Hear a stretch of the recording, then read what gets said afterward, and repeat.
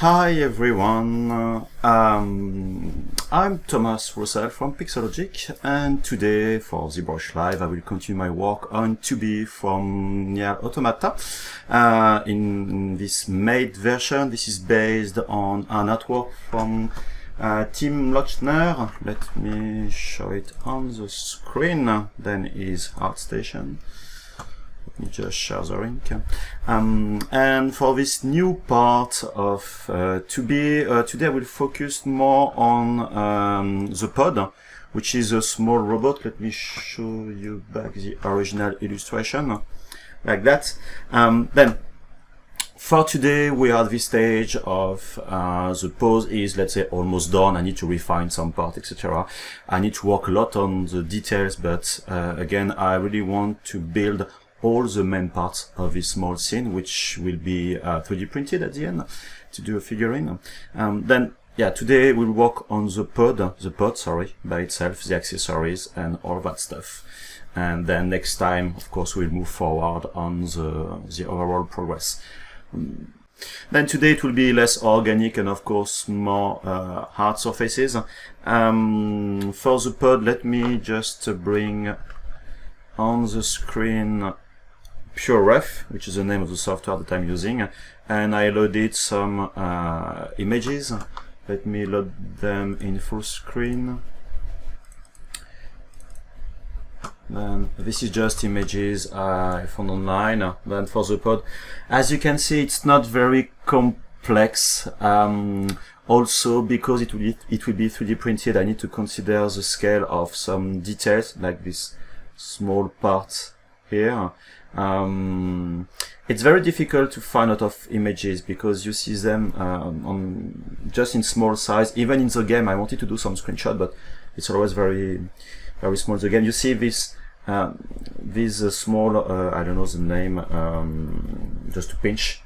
They are very thin. Then of course I will need to increase the thickness for the 3D prints. You see, this is someone, I guess, I don't remember where I found that one, but I guess someone redid the pod.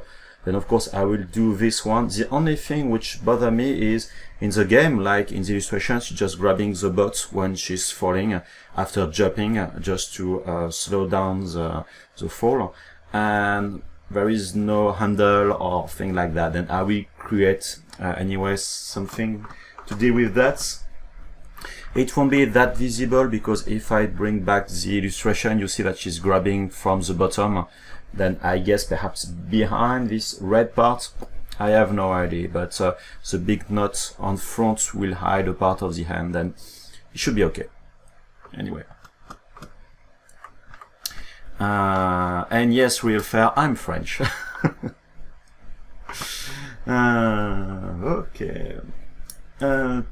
Also, if you just arrived and didn't see the previous stream, you can just watch them online on YouTube on the Pixologic channel. Okay, save my project. And Doug,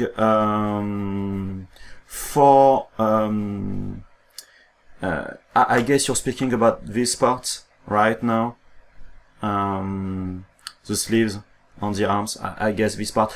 Right now, I'm of course I started to refine and did some details, but again I really want to build the whole scene, and after I will go on these details. Of course the clothes need a lot of more details, more fine details, and refining all of that, because you see I have a lot of details here but no detail there, here and there. For the rose I move it because of the pose, it's not where it should be. All of that need to have some refinement.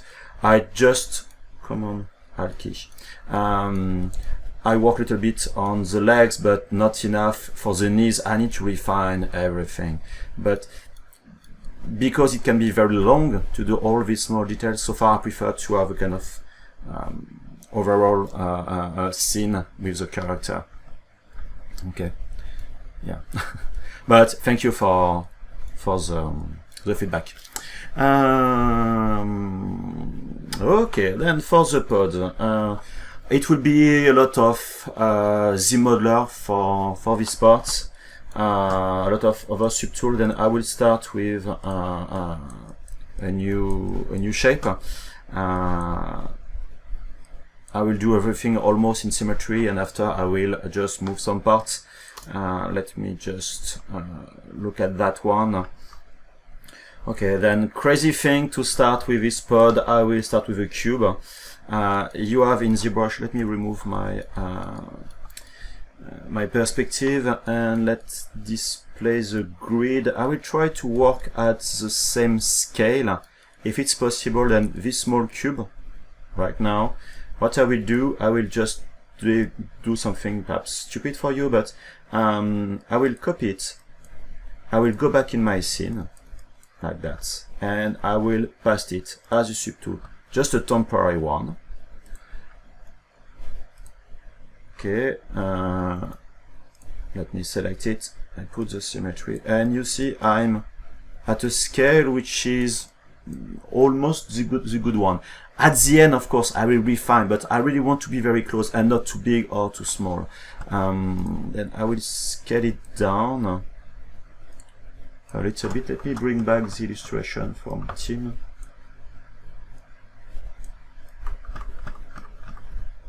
Okay, that's what you see, the size of the pod, which is, yeah, something like that. Oops. Then if I move down, yeah, it should be approximately this size. Okay, then now I did that, I copy again, I go back to this scene and paste it. Okay, and this one I will delete it. No, not this one, sorry. Duplicate, delete. Okay, then now I know that it's roughly at the good position, not on the side but in the middle, and roughly at the good proportion. Then I can change the shape, which is more like that. Okay, and oh, one thing, sorry. Since the beginning I'm working with my pen and my tablet without the mouse, but for the ZModeler most of the time I'm using the mouse. Then it would be perhaps better that way. Okay, then I have my symmetry. I will pick my ZModeler brush and I can start to change my shapes that way. You will see I'm using a lot transpose when I'm doing my my modification that way. Oops, it's kind of stupid what I'm doing right now. Okay. I didn't really think about that.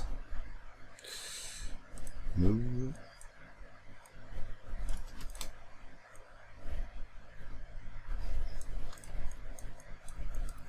I could bevel everything, to be honest, but ZBrush is not very good with, let's be honest with that, with bevels, because it doesn't support endgoals. That's a small issue.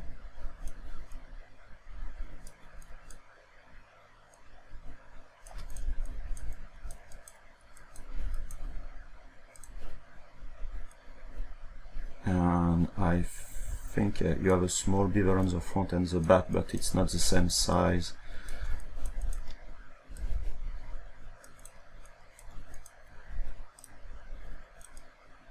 Oops, sorry.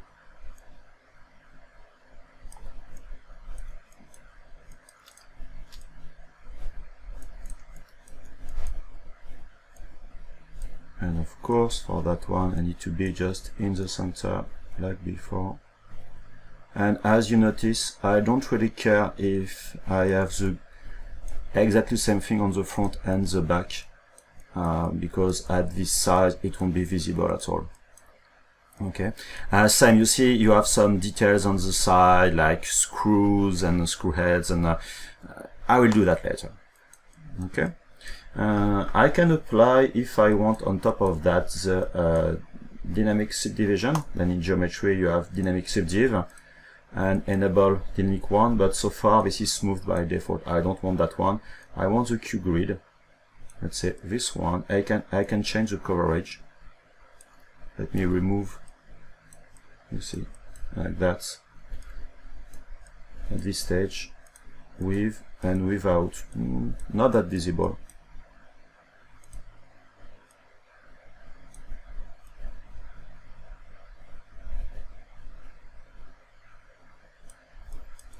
The good thing about the dynamic subdivision is that you can work on the lowest level of subdivision, while the regular subdivision, you have no way to do that.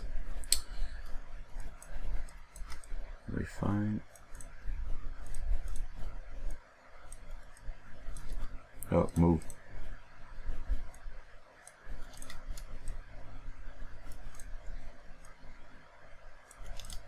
I may remove the edge, perhaps to have just triangles.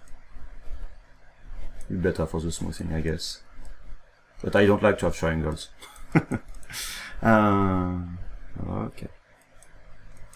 Then, for the top part, I don't know if I see some of the details for this light stuff. It's not really light, but it looks like, I don't know the names of the light that you see in, on top of police cars and stuff like that. Then I will insert a polymesh 3D that I will convert to, oh no, stupid.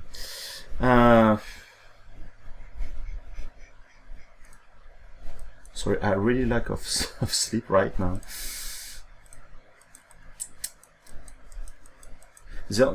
A reason why I'm not really using this default cylinder as a primitive is when you convert it to polymesh 3D, you have one of the top vertex. I don't remember if it's the top or the bottom, which is not welded. Then you need to think about welding it, or you will have some issues. And since it's a primitive, let me go initialize, and I can change all the setting. I will stick to 32 like it was before, but the vertical divide, I will go that way, or perhaps I will just switch to half, 16. And I always take care of having vertices on each axis and not in between. Okay, now let me convert to a polymesh 3D, and like I said before, I will go in modify topology and I will do a close, not a close, oh sorry, a weld points. And now you see if I'm applying a dynamic subdivision, this vertex on top and bottom is welded. Anyway, sorry for this small thing. Let me copy and going back to that one. You see different scale between both of them. First. Okay. Scale. I'm using so far the symmetry to do all this part, and when it will be done, I will directly move the part. Yeah, scaling with transpose sometimes can be kinda long.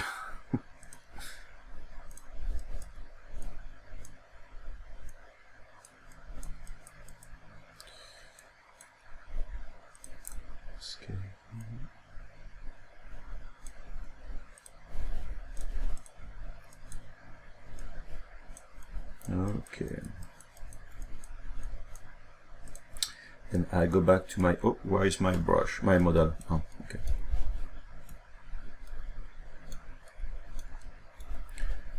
It'll be too far.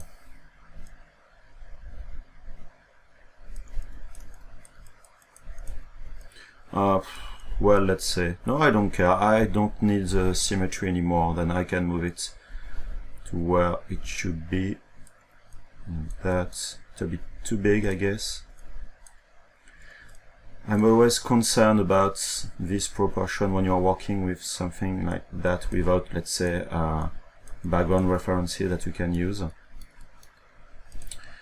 Let me switch to solo mode. Okay, then ZModeler. I will do a small bevel on top. Bevel edge loop complete. Let me insert an edge loop. For the smoothing, it would be better that way.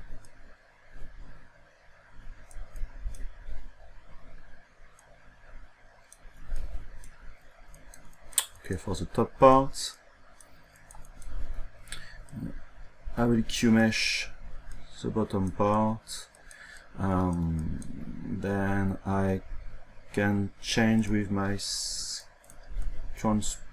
whoops. Okay.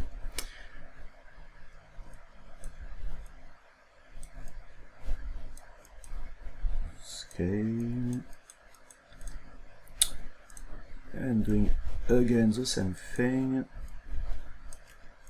Why do I have, okay.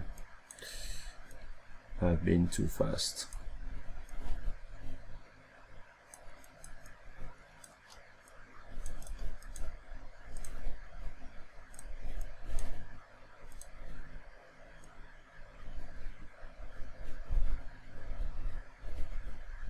Roughly, let's say that size.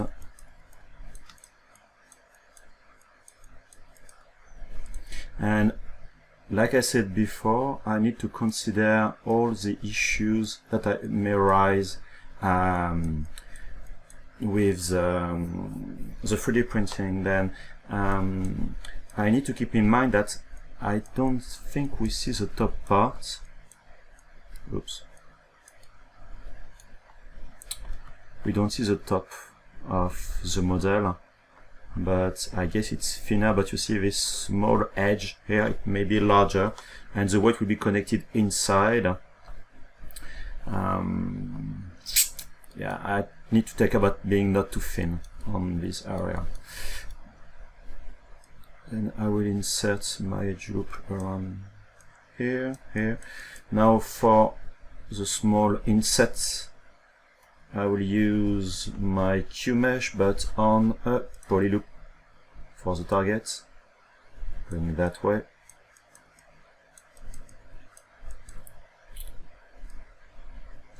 And I will go back to insert edges. I'm doing some kind of fake bevels. I'll just use bevels on this area, then bevel a small one.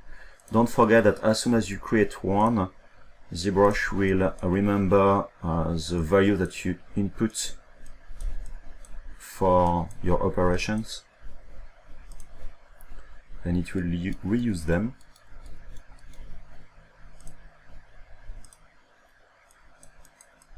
And you see now you start to have your mesh like that, which will appear. For the small holes like that, I have some concern, but you will see what I mean. Let me insert without the smoothing, and they are roughly here and here. And what I will do, I will just oops, sorry, trying to define some square polygons like that. And now I can split vertices like that. Oops, let me redo it. And like I said before, because ZBrush and the ZModeler is reminding the let's say the size of this split point, if I click a second time, I will have exactly the same value. And then now I can just Q-mesh a single polygon, of course, like that, and I can duplicate, and now it's done. And you see I have my small holes like that. Need to keep in mind that because I have different topology, you can see with this matcap that the topology, the flow is not that nice, it's not perfect. But don't forget that it may be something like this size when it will be 3D printed, then it's not a big deal.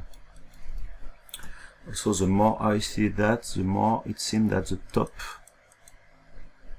part, I don't know if there is some light or not. It's very light on that one. That's a good question. I will change some proportions. That's going down. Why it is.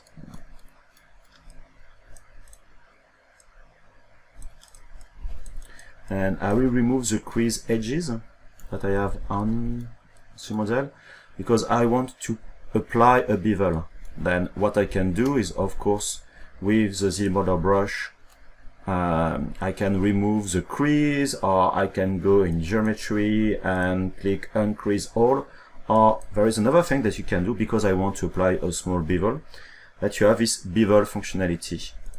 And this bevel, when you click on it, will apply a bevel on all the edge crease on your model, and then you can change, you see, this value. But again, I don't want to have this dynamic subdivision. Let me remove it because it kinda overlap. Like I say, crease, and whoa. I thought I would be able to have better result, but okay. Oh, that way. Not enough.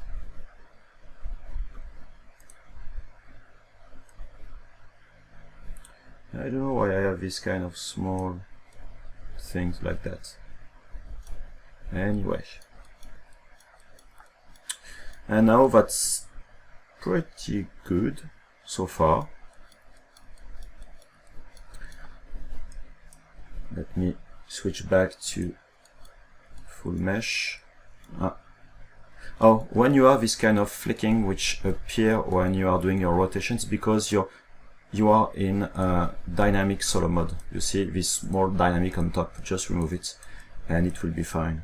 I think I was on the back. Yeah, I need to rotate my model.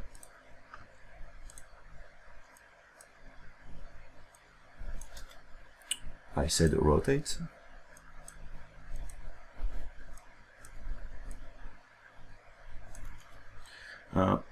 One thing that ZBrush doesn't like is to do the 30, 60 or 180 degrees rotations. And sometimes you need to do it in 2 steps. Okay. And again, what I will do later will be to do the small holes the same way I did for the eyes around. I got to do the inserts.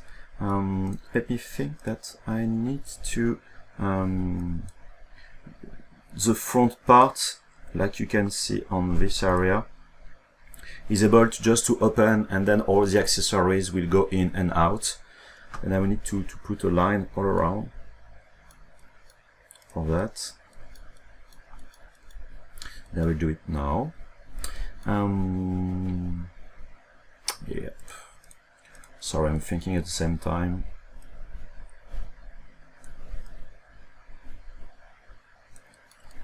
And now I will bevel this edge that way.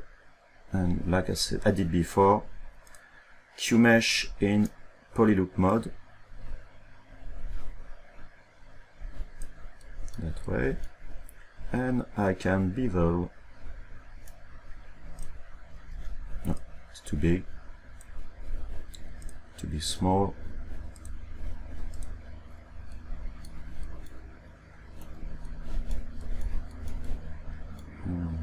I think it's too small now.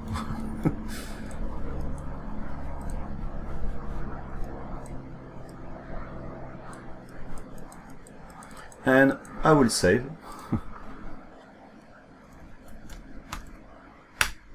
As a ZTL file.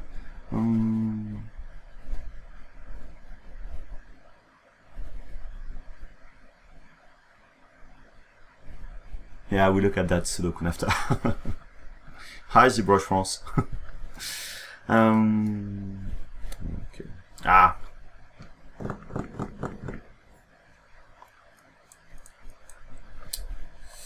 Then, for the bottom part, do we know the fun part of the model?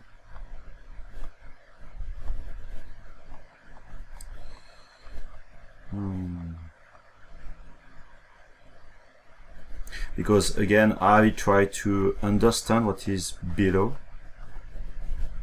Then I have this edge around that, which is a cube. And I guess the center part, this area, and I have enough, just for the back, you see it's not very visible. I guess the handle will be around this area. Then for the, let's say the legs and arms, I have no issue for that. This is more of this, the stuff which is in between. You see all these kind of things.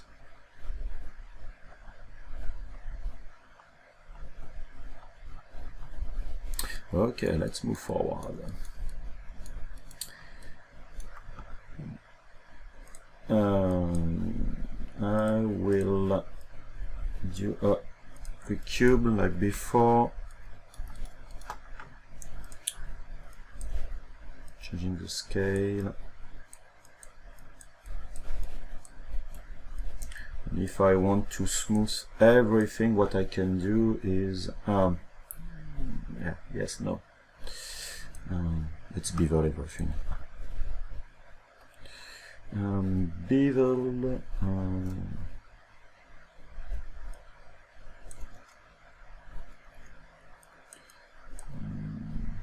Okay. I will enable my symmetry, transform symmetry and X and Z. And I forgot, sorry, I'm stupid with that. I can do an edge bevel just on this side because it will be and gone, and ZBrush doesn't like that. Then let me think about one. Didn't use this feature since a while. I'm looking for something.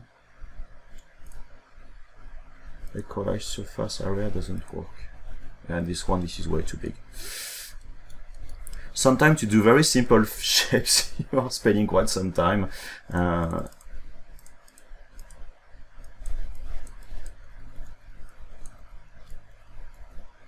Let me redo that.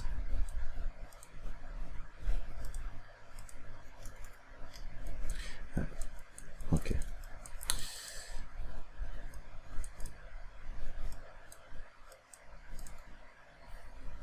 I won't spend my time on that, sorry. Like I said, today I'm not in a... I've been more productive sometimes.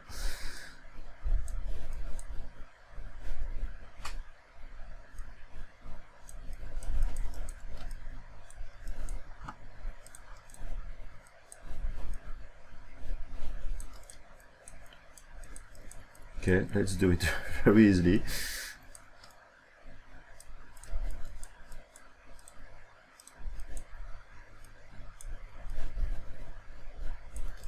Yeah, I don't know why I spend so much time to do this kind of shape. And again, I will copy and paste it. Paste. Now, where is this shape?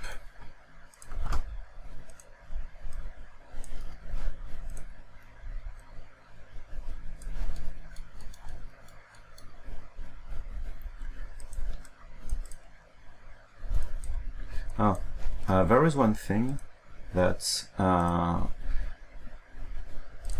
I will take care is, you see, to do to adapt to this model, I won't scale it non-proportionally, because if I will do that, I will stretch the squeeze and stretch the small bevel on the model. Then I will do it more manually by just moving this part like that, and I'm sure that my bevel will remain the same. Let's do that for the middle part.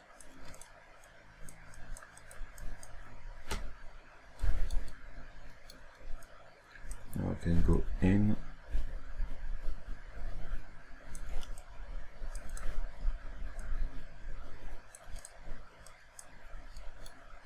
And for the dynamic subdivision, again, I will change that not to smooth, but to grid 1 and playing with the coverage.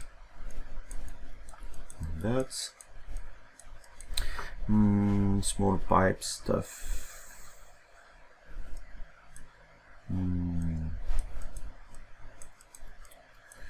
I will duplicate that one now. Ctrl-Shift-D, which will do a new subtool. Now, and I don't care for that one if I'm losing. Oops, sorry. You see what I said before with stretching the bevel? This is what you see right now on screen.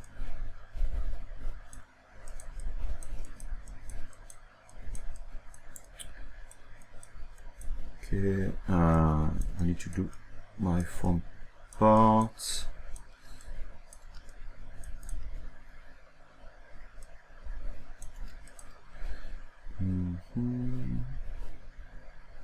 It's smaller.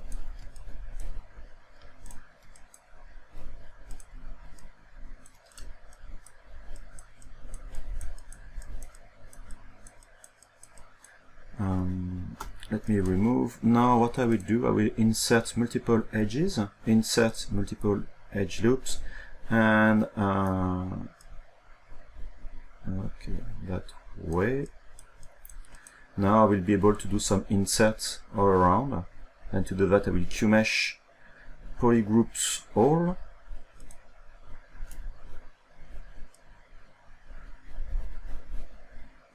And that. Then I will need to change the QMesh settings, change the coverage, all that way.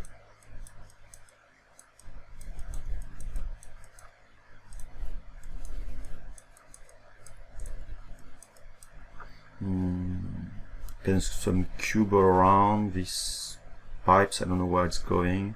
And I have these cylinders on the side. I guess I will do some accessories just after. Yeah, I prefer to see more bad parts. I guess this is a kind of, this is a fan art for that one. It's a bit different from the game. Yeah, it's I'm really lacking of resolution.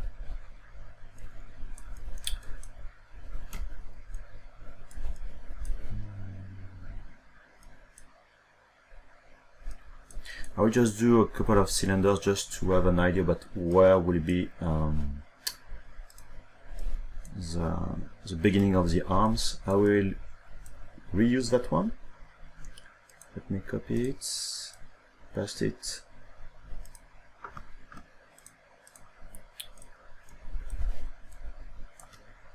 Nope, I want to rotate.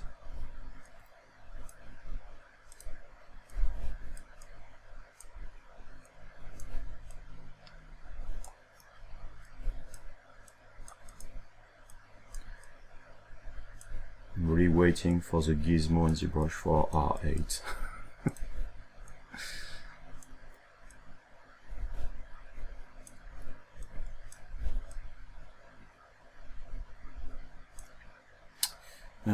Double cylinder.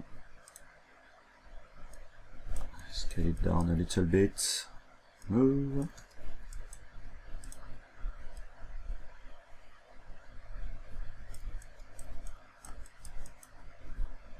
I think it's a bit too big. Still too big.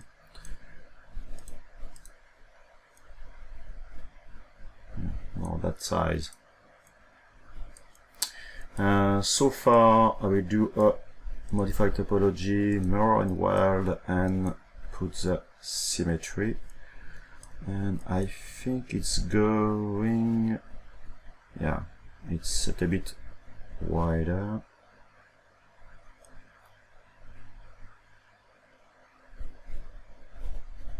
It's going that width.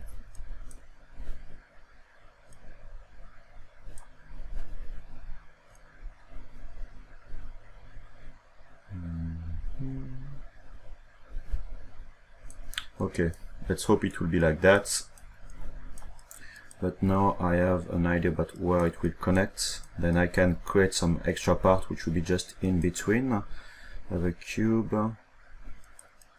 Then what I will do, I will duplicate that one, Ctrl Shift D again, but let's change a little bit.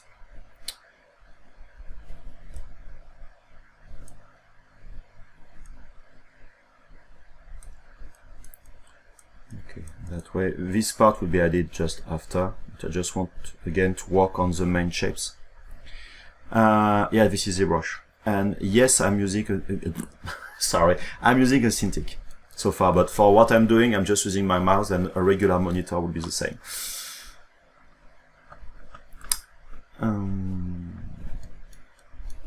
Okay. And what I will do now, I will insert just some edge loops, and I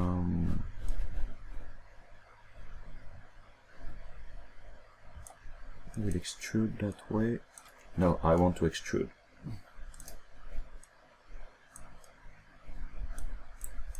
And let's just Q-mesh a single poly. That.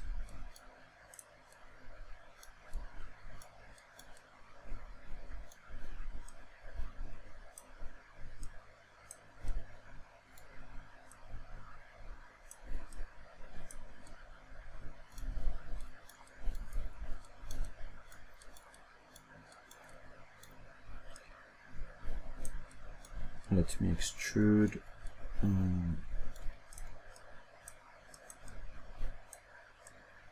It's too much.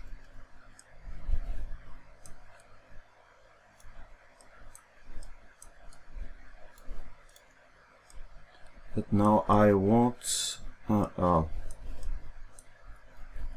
Sorry, let me just undo because I did something wrong.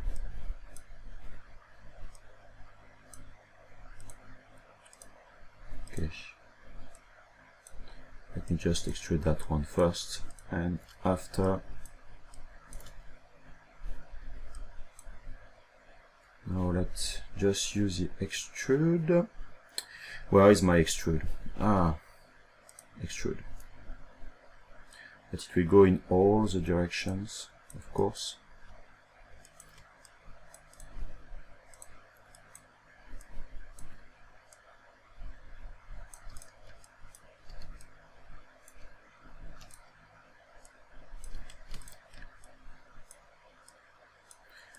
I don't want to use transpose for that, to do the masking.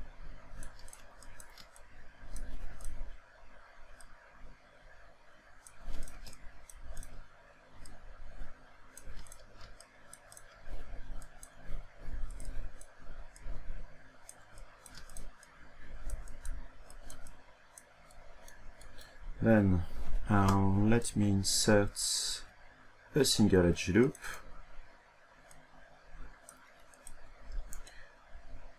Like I did so far. Let me align these polygons, and with Q-mesh,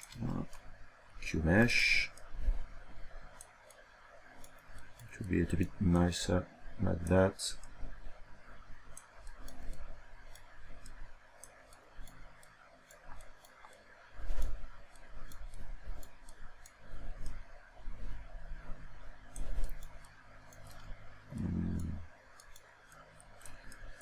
Let me think.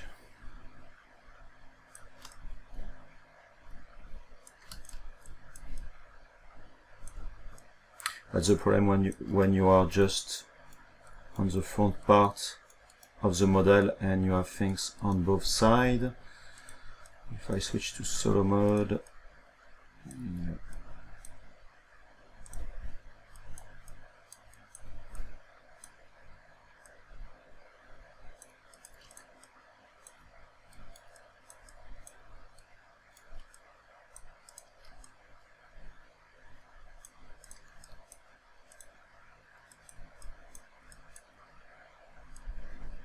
And what puzzled me is so far all these kind of things won't be really visible on the final model. And what? I think I moved my model. Ah, shit.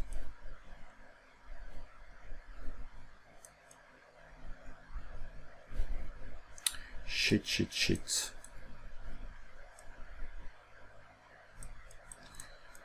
Okay, then let's do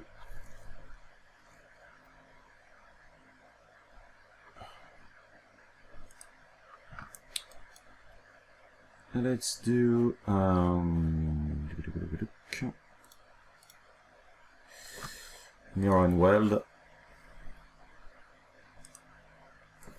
Now it's back.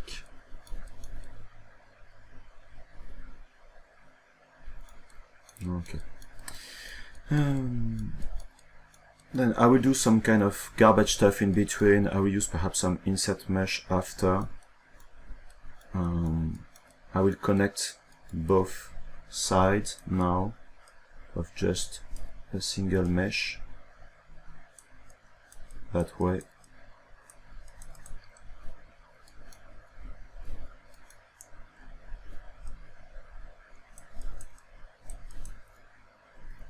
Okay, and let's apply some dynamic subdivision. I think I will apply a regular subdivision. Then I will do some bevel stuff.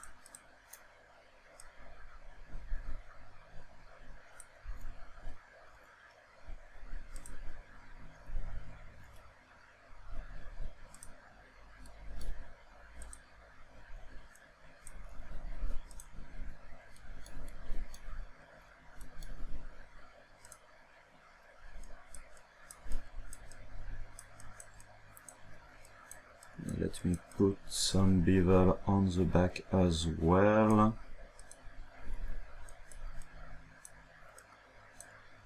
Oops. For this one I will change later.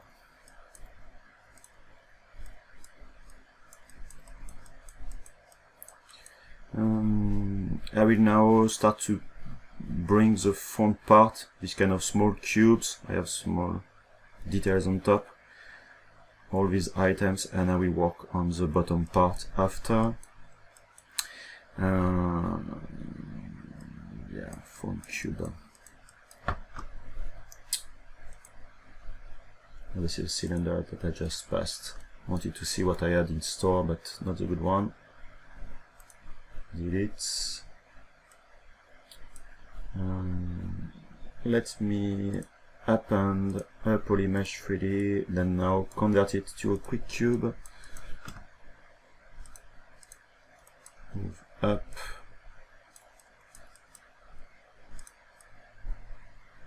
Let's scale it down.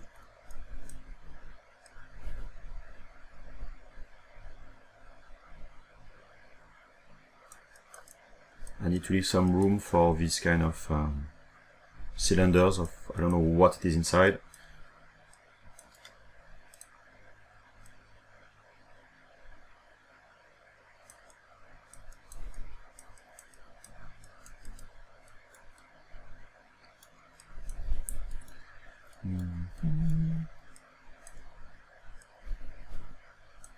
I'm trying to overlap some items because I need to think always again and again about all the 3D printing process.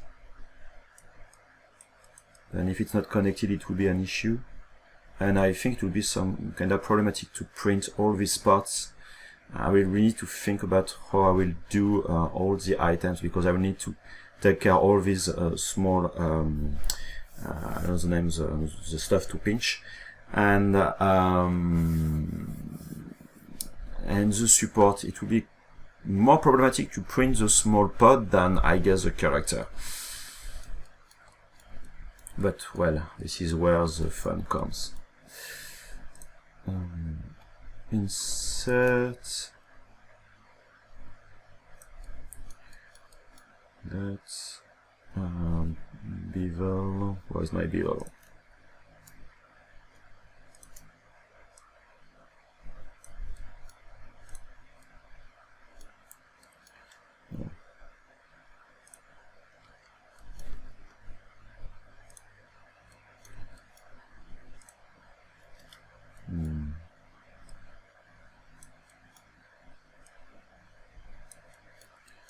Okay, and on top, like before, I will insert multiple edge loop. Yeah, I have this one in between, which is problematic. Okay, because I want something like that in between. And I will extrude them directly.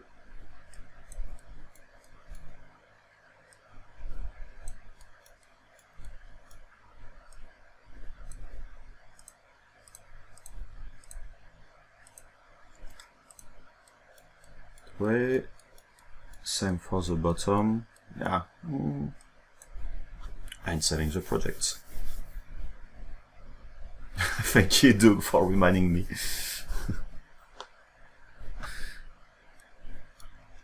Yeah, I won't do it for the back area. I will just insert a single edge loop.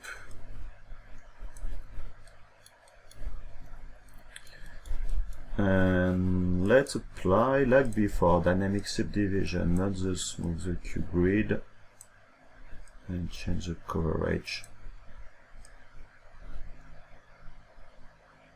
Let's go to 1, because at this size, you see, it won't be really visible, and I'm afraid that it may be not even visible for the 3D printing. What is the distance in between? Wow, I need to multiply by 100, 0.2 millimeters. Yeah, it will be thin. We will see. Is it something good or not? Let's see.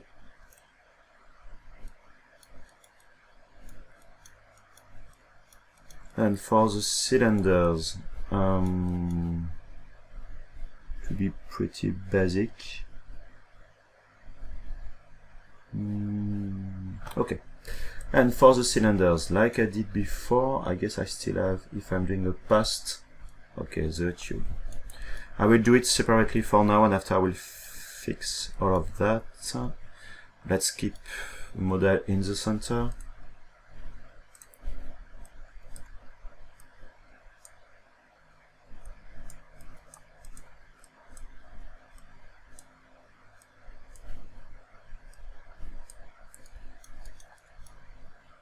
Move it on the top.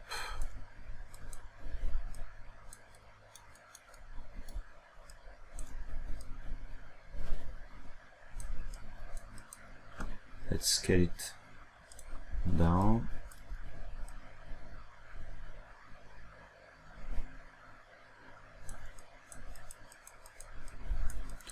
And to do some shapes, I will try techniques. I'm not sure so far, but we'll see.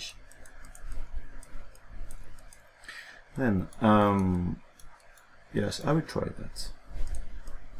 If it doesn't work, I will go another way.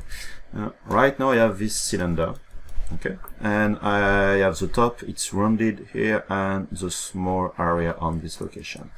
And what I will do is, let me switch to my ZModeler brush. I'm removing the symmetry, and I will do a Q-mesh, a polygon like that, because I really want to have something which will be really rounded.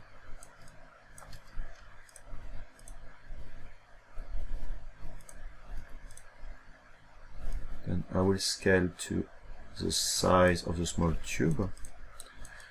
And I guess I will have inverted edges. Anyway, we'll see.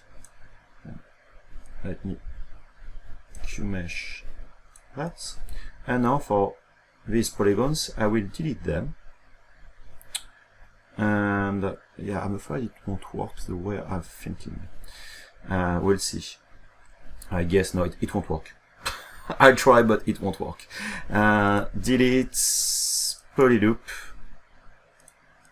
and now let me just display in double side, and let's try to use the bridge two holes, where you have a lot of options, and you can define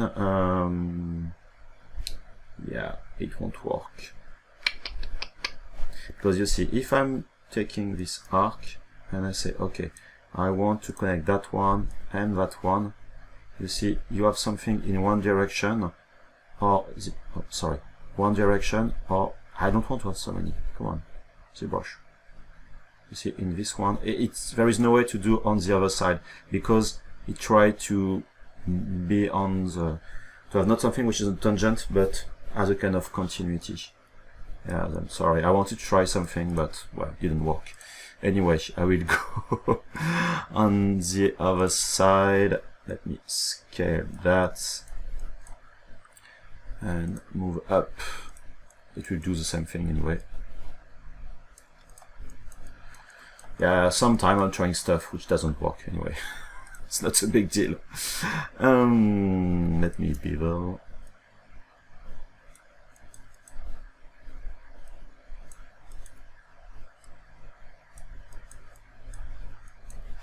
Oops. QMesh, polyloop.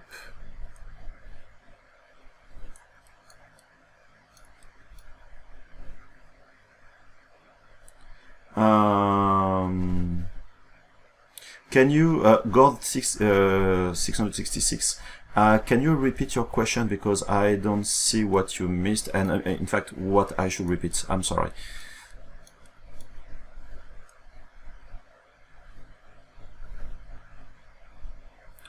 Sometimes you have some issues to find a smaller radius, and don't be afraid about just stopping and hitting the undo.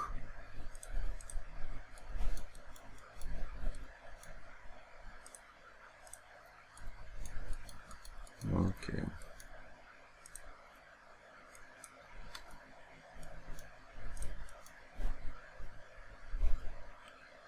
Insert a single edge loop. Okay. Then for the can, now I need to do this kind of tubes, which I don't know where they're going, because I don't think it's visible. It's going on the back. I have no idea. Hi, Edward.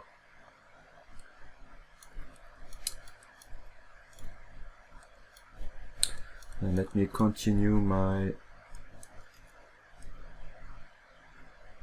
QMesh a single poly.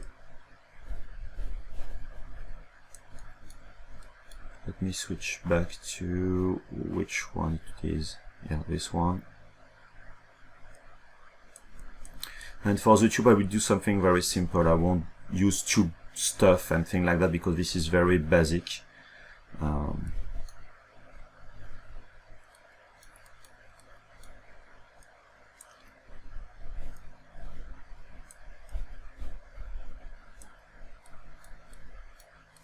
this, like before, I will bevel all this stuff, these edges. I know it's a lot of small details, but again, this is what does the difference at the end. I think this is outside. That's why I'm spending this small time. I mean, this small time. It's a bit of time to make it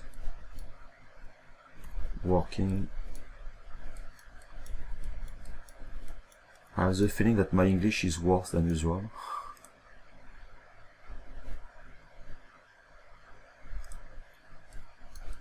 Okay, that way. And now I will try to put this kind of gas bottle, I don't know, on the good position, and I will do this tube in between.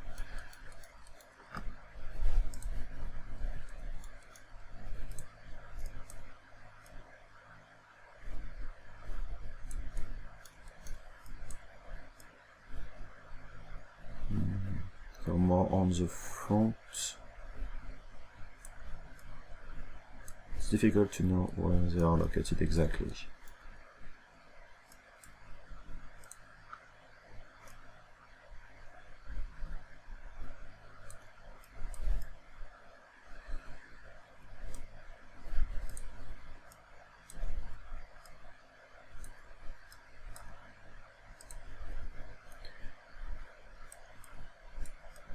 because I think they are a little bit... No, they're a little bit bigger. I think my cube should be smaller and my cylinder should be bigger but not that wide. Okay.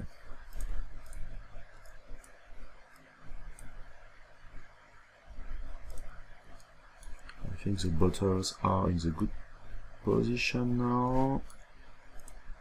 I need to move that. I said move, not scale.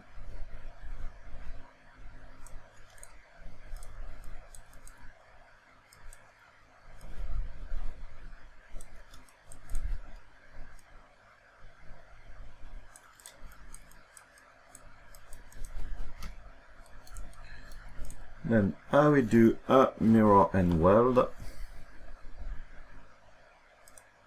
So the same bottle on the other side. For the tube, tuck.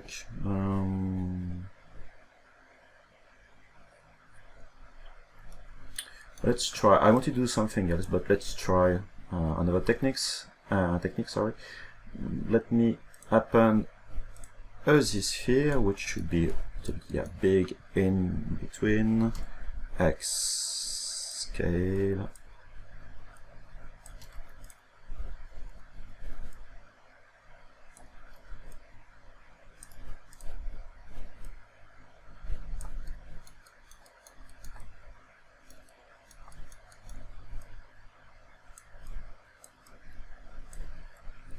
Scale it down again.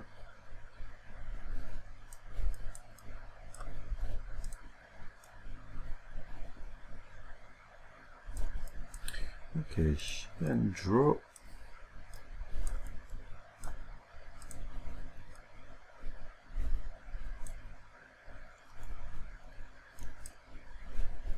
It's going up, bottom, front.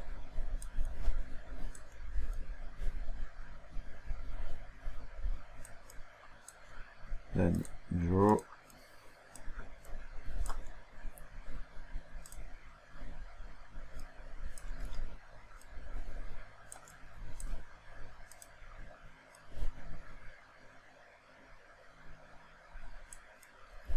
I think my scene is too small for the ZSpheres, that's why they are bigger. It should be the same size as the connectors, and they are not.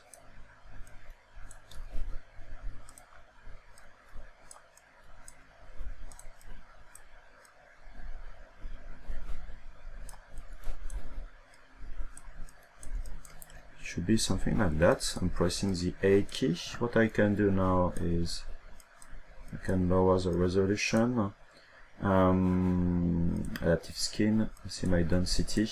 What I perhaps can do is using the classic skinning. Yeah, you have too much twisting.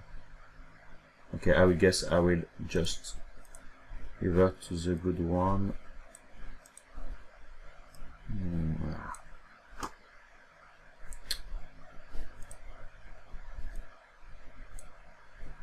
0. And let's try 6. Yes, because I don't want to have too many polygons, because I will need to fix all of that. Then make polymesh 3D, and I will bring that back and append my PM 3D ZSpheres. I can delete that one.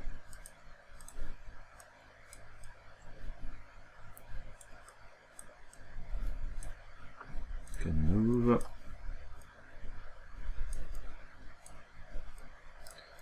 And I can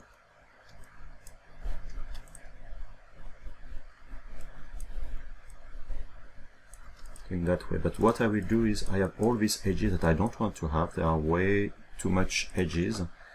Then with my insert I will press the Alt key to remove all of them.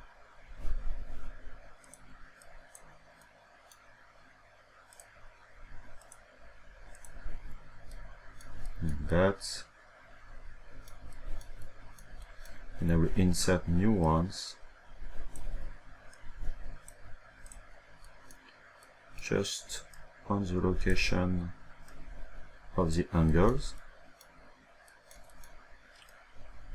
I will be able to slightly change the thickness, not the thickness, but the kind of rounded aspect. See, like that.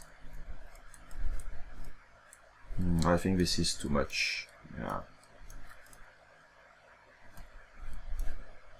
Then I will remove the one in between.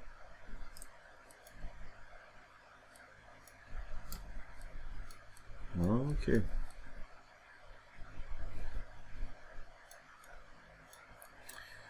And for the tubes, I will do something similar, but I don't know to what I will connect that. Let me do a kind of cylinder, something which go from the bottom part to the head. That way, if I'm pasting, what do we have? Still a cylinder. Great.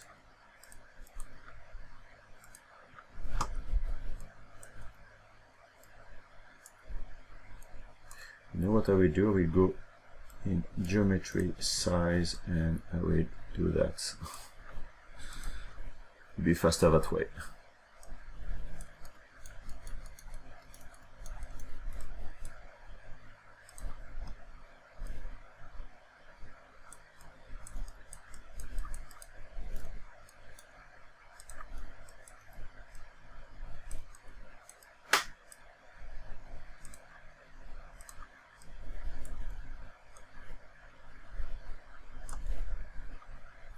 Move up.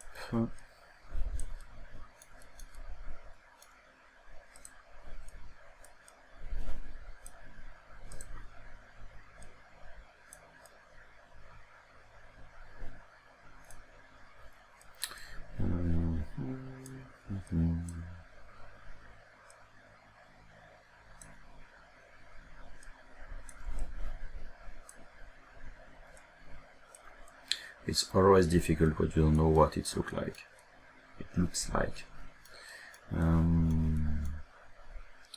Let me switch to solo mode. What I will do is let me pick my clicker. Okay, let's make that flat.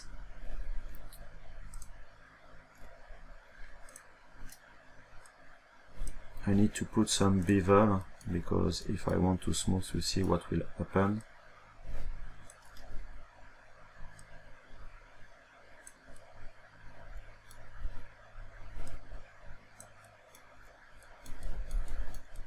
Okay.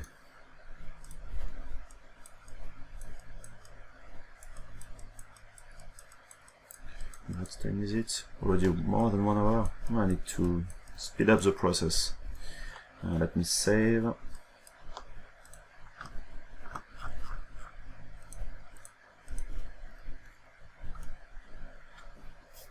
Let me drink something.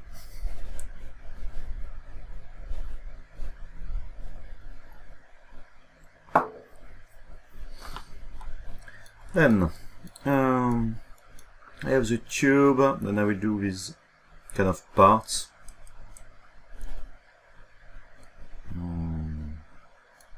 And like I said,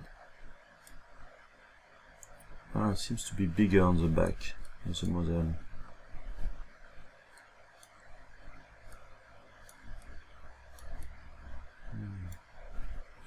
Let me change that.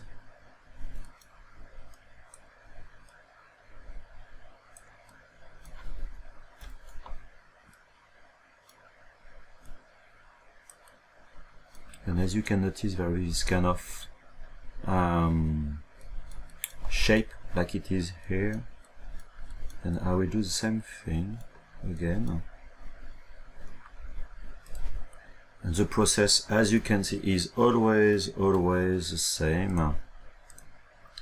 And I will insert multiple edge loops.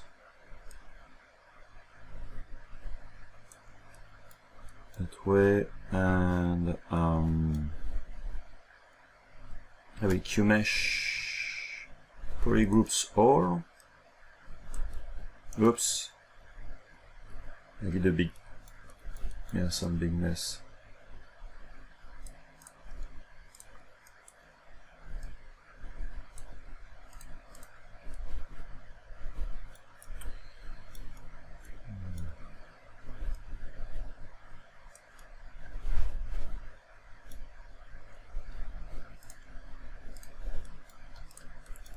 Okay.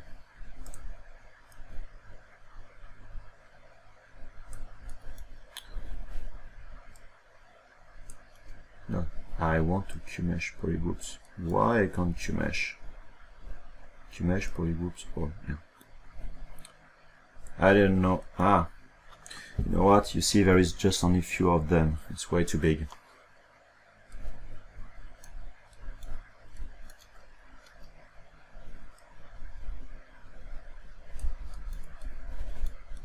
Then I will do it for just few edge loops. See one on the bottom, and I will just do a poly loop for QMesh. And I think it's more the bottom part.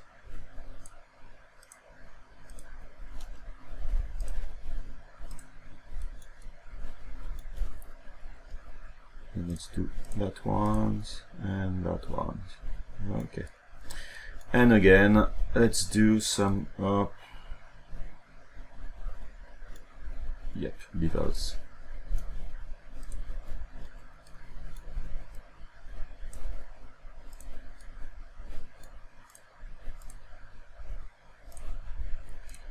Let's do one side, and after, oops, let's do the other side, and now it should be okay.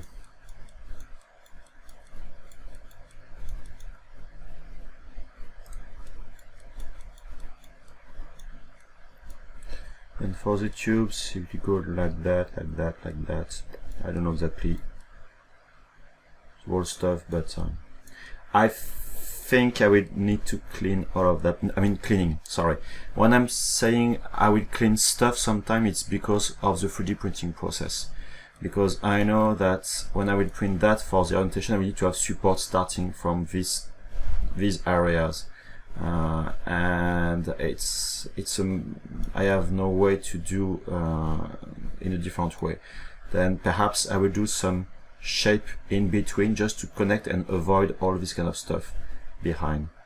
It will be a real pain to fix, and you see there is nothing which is connected.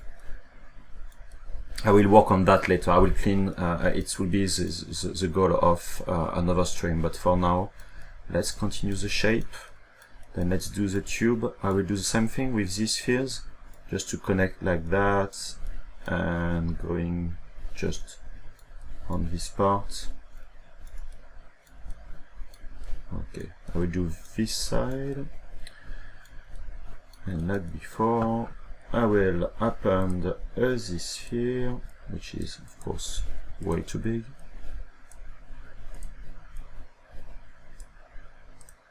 And move it.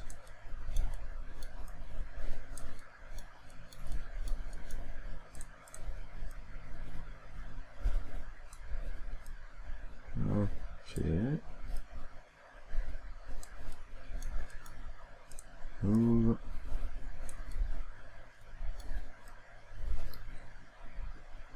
I'll increase the size of this kind of gas bottle.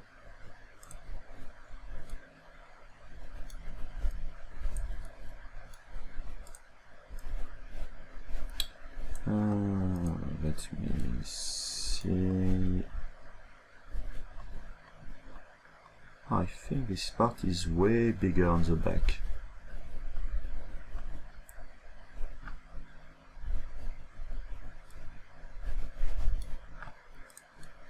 Draw. I'm pressing the Shift key each time I'm inserting a new ZSphere like that. It will be exactly the same size as the previous one. So I'm starting to just to click and drag and pressing the Shift key, and now this is the same size.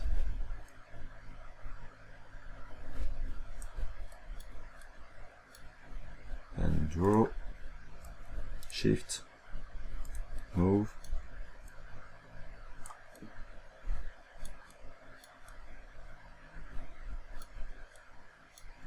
And pressing the A key, and you see, good thing is right now this is connected to this shape.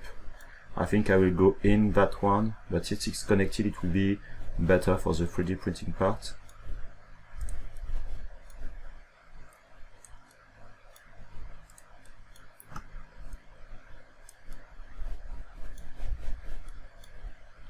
Now let's go directly inside.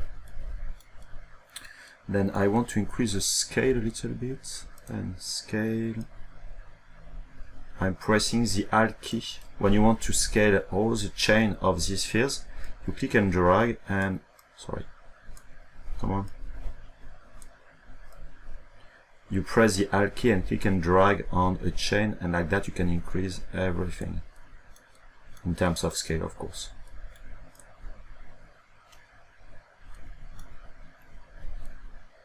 Okay, this is the tube I have right now. I can still go back in my adaptive skin, and let's switch to 6. Yeah, it's a bit less polygons that way. I'll do like before. Then I will do my Make Polymesh 3D. I will go back in my subtools list, and I will append what I just created. Like that, and I can delete that one, and just in solo mode like before I will remove some edge loops. Let me reconstruct one level of subdivision, because I have an extra level of subdivision. Okay, and this I will delete higher, and I will let me just move that one. Oh, I can do something else. Since I have the ZModeler, I can slide. I want an edge loop.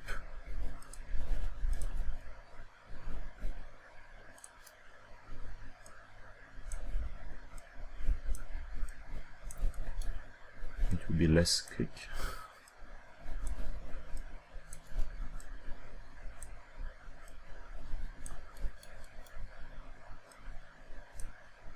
I'm using a lot the slide. I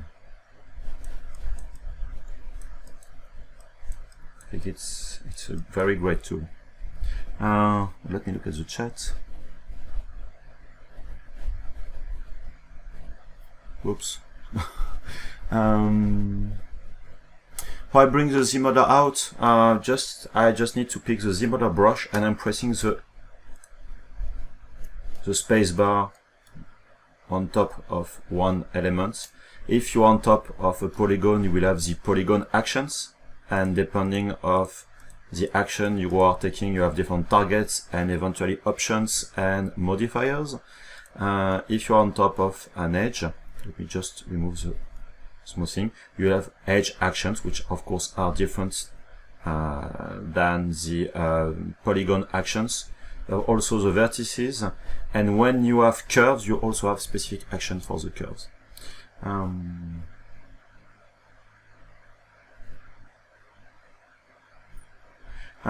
If I were to use this in a game engine, would you dynamesh everything into one mesh, then retopo everything? Well, it depends on the constraint, and if you want to do animations and all these kind of things. I'm not a professional of game-ready models, to be honest. There is better artists in ZBrushLIVE who can answer that. I know that I don't care if it's Dynamesh or just subdivision levels. I mean, as soon as you retopo, you're using an underlying topology just to snap new polygons on top of that. Then the good thing about Dynamesh is, of course, you can generate just a single mesh with everything, but having multiple models, multiple parts, also give you some freedom about hiding parts when you are doing your retopology or not. Then it really depends of what you want to do. I'm not a big fan about dynameshing everything on my side, because again, Having multiple subtools, subdivision levels give you the freedom to increase the resolution, decreasing it, hiding, etc. etc. While Dynamesh, you have just a mass of raw polygons with, of course, less control. Yeah, it's really different.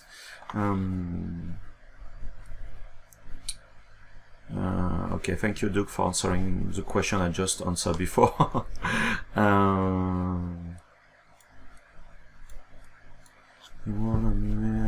Flip normals always run to raw, but building the edge, same tool in that seems to disappear. So for me, and another solution.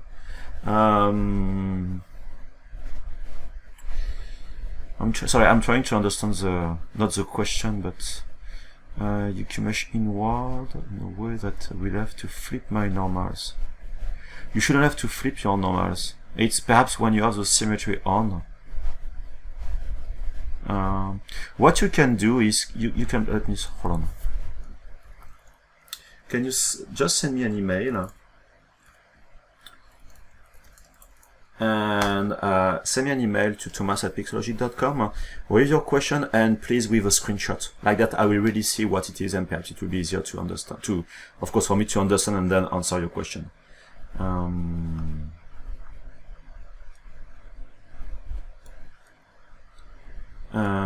Hi Danny. Danny Mac just joined the discussion. Okay, about other packages for modeling, and I mean, it's up to you. We know that people say, yeah, ZModeler is great, but I'm working, let's say, in Maya, why I will switch to ZModeler?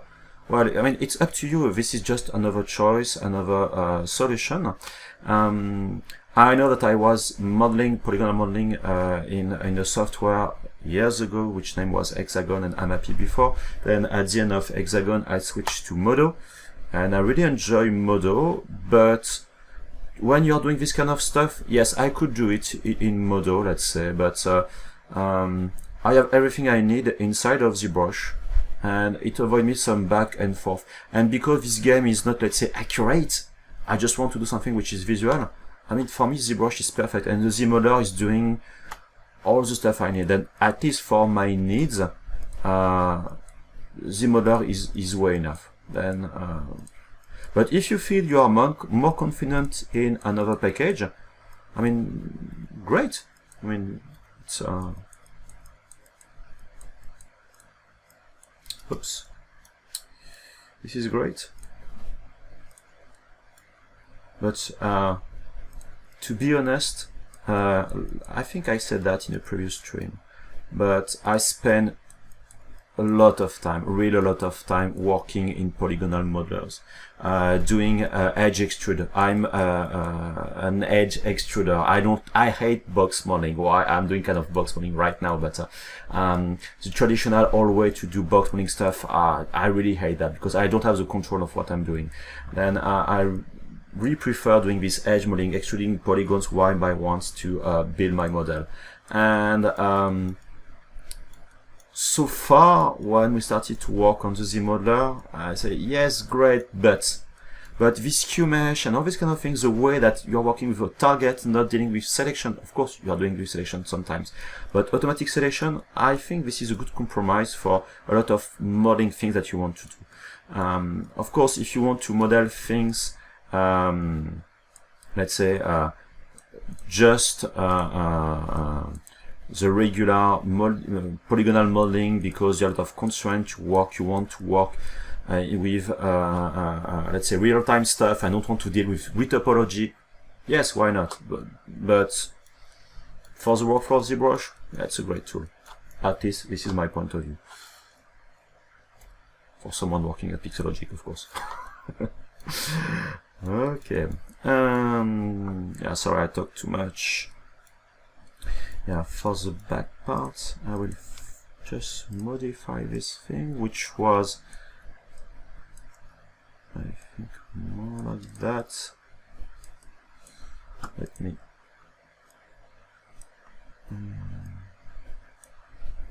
Yeah, it's difficult to see. Yeah. What is that? I'm discovering new things which are not the same. here and there. Yeah, not very easy. And you see there is this kind of shape. I know this is a part of, yeah, I think this is behind. Yeah, no, this one. Okay, there is a tube just below. Okay, I think this is the handle, but not for what I will do for the model so far. Okay, let's move forward, because I'm talking too much as usual, but not really getting stuff. Then I will do now the front part, this one. Okay, but first I will save.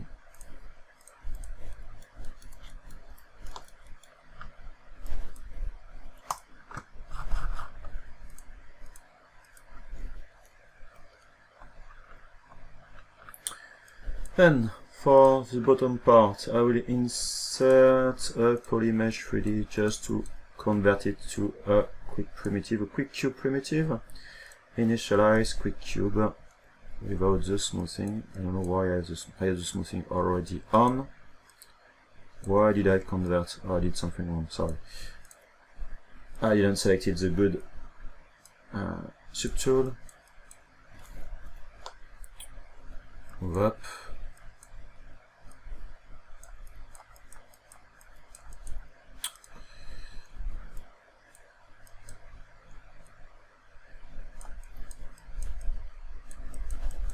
Let me find the good proportions again.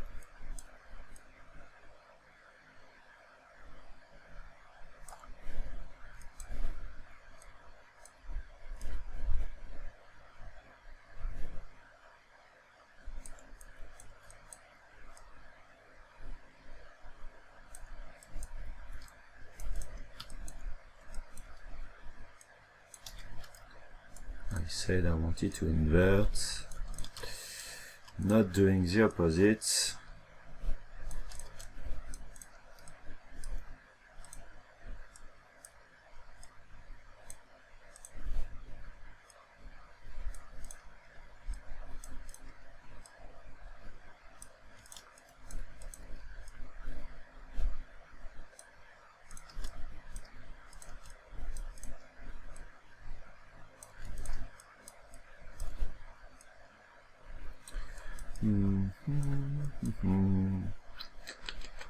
It's going more up, around. Let me Q-mesh. A single poly.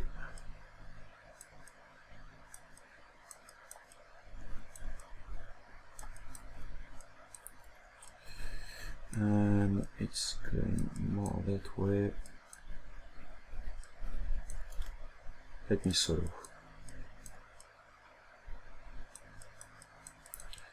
And what I will do is I will do just the boundary of that. Insert and not inset.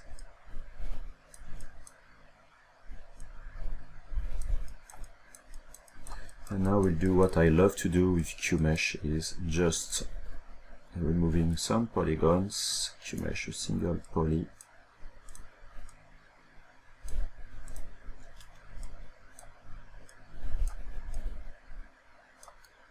See that way.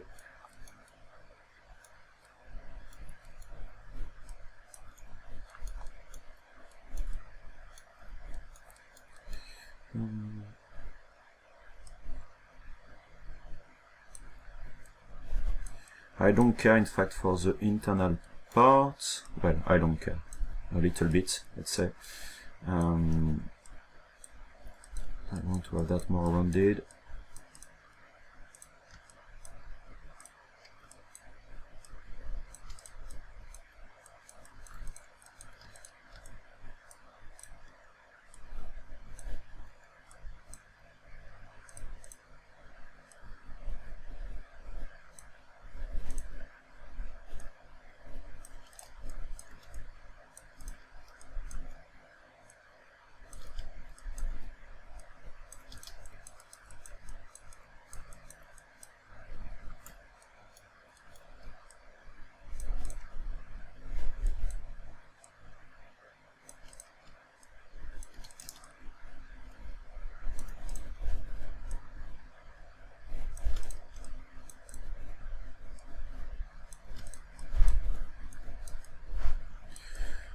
That's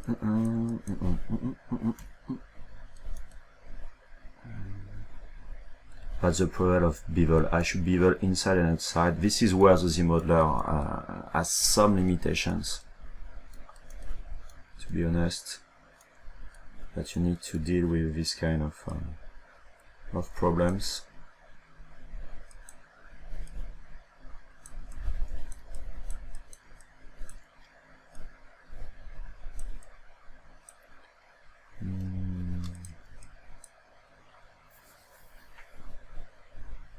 Yes, ZBrush core doesn't have the ZModeler. This is very specific to ZBrush. The application.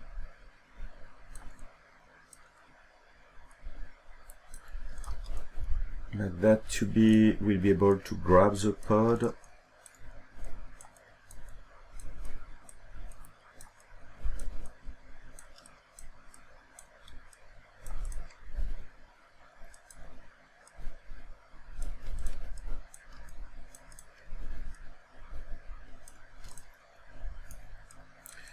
Let me slide all of that.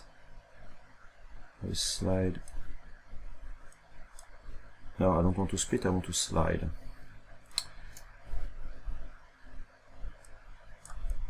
And you see, sometimes you have some symmetry issues.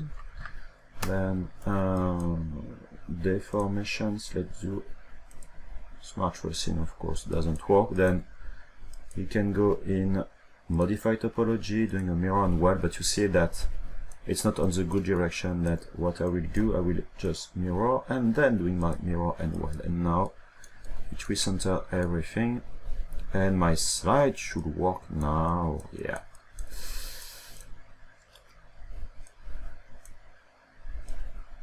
because I wanted to have the bevel on the back but not on this part, but I want to keep the curvature that I have with my polygons.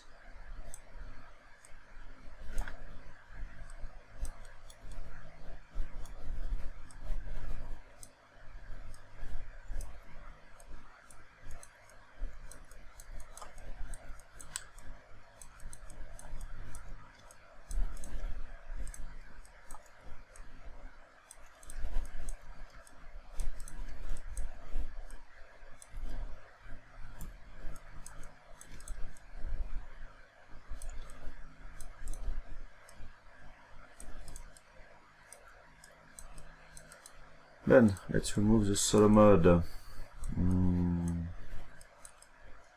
I guess I need to make that less wider.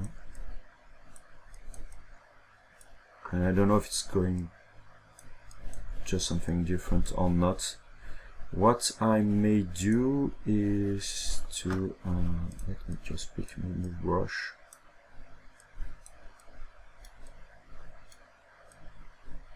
Yeah.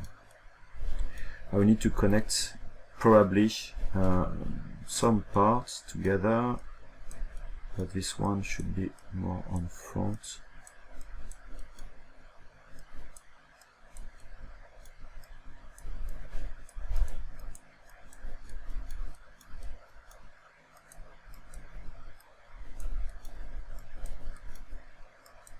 And there, but it seems to go back, and perhaps it's closing the shape around.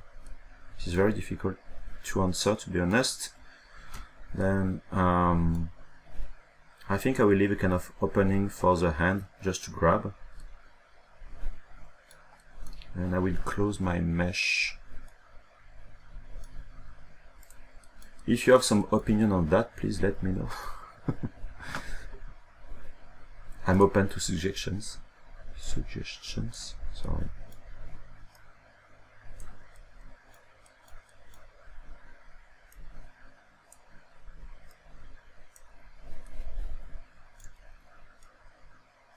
Yeah, but I will need again an edge loop.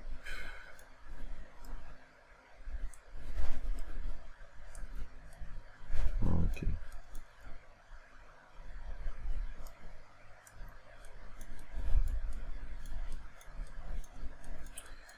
Let's keep something like that, at least for now.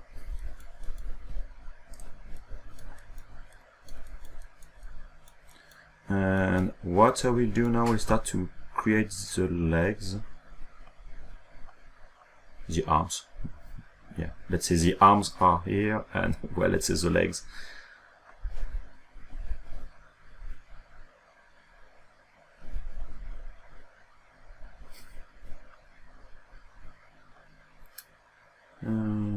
Okay. Then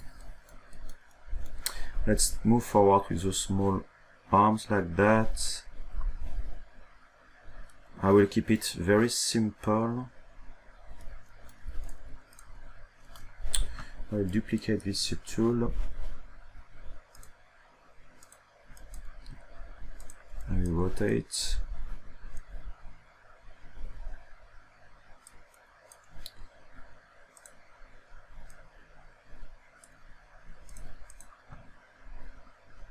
And scale it down. With the local symmetry it will be easier. Sorry, when I did my rotation,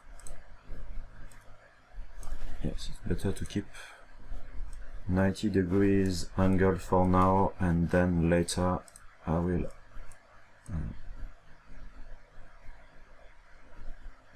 change that.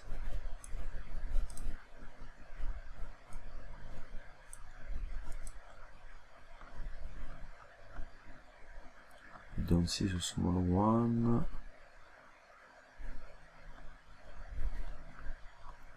Not very sure that it's a good idea to use this one as a reference. Let's stick to the game one.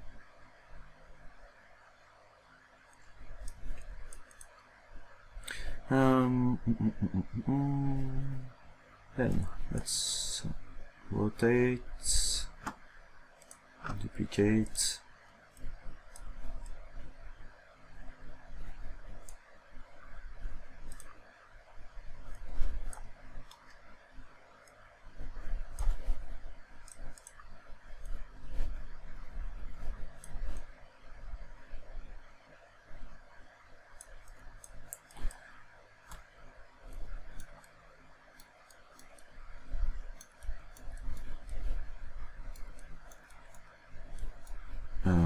Sorry, let's move that.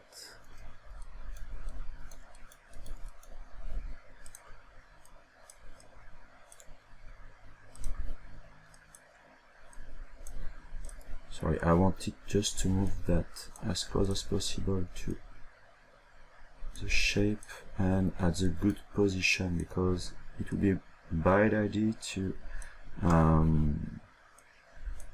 not aligning everything.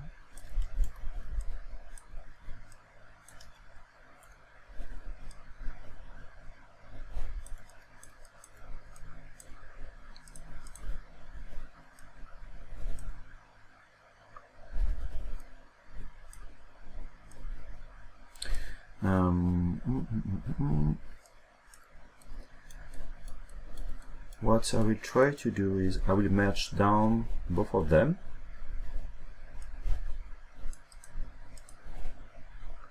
Merge down. And I know it's not undoable. And I will delete, and I will do my bridge that didn't work before for what I wanted to do, but let's do it. Delete a single poly.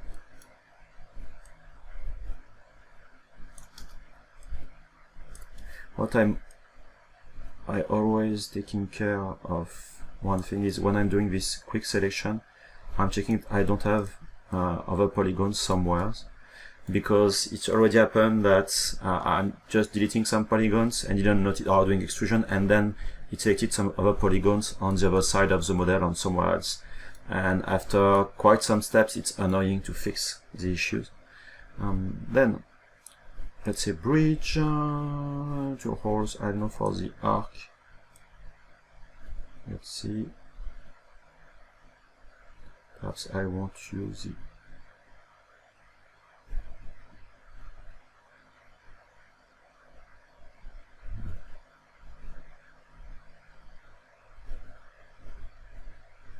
I want to have an even 1, 2, 3, 4. Okay. and I will have some overlaps, but I don't care so far. Then I will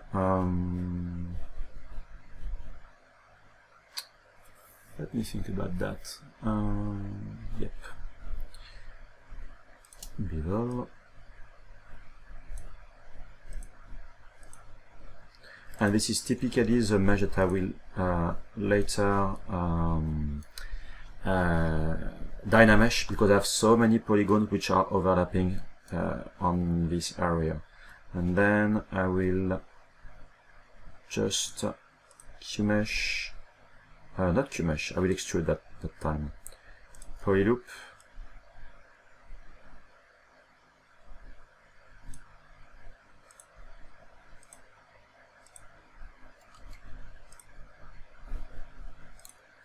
Why do we have these stretch polygons? Yeah.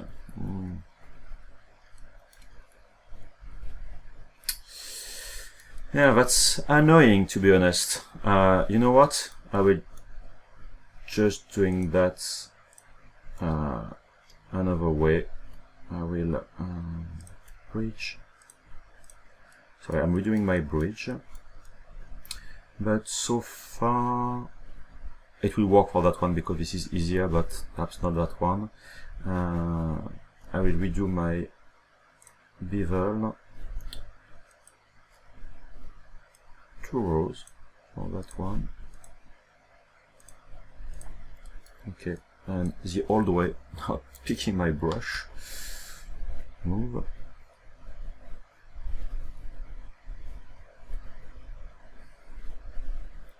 Sometimes it's way faster to do that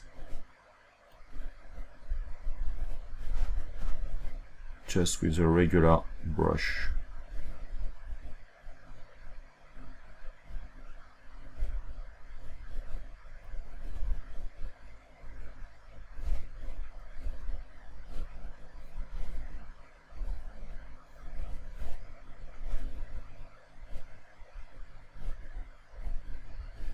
I'm just stretching a little bit. This is something that I could sculpt as well on a dynamesh.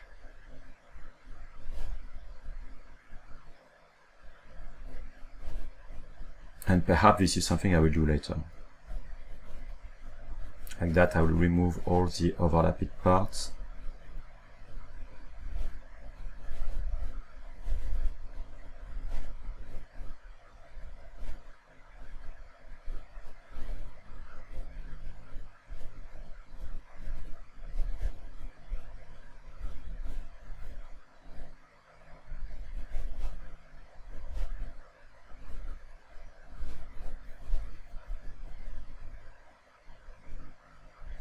Something you can do as well is when you are inserting your edges, you can change the, let's say, the angle, the curvature of the edges that you are inserting, and it can be quite interesting.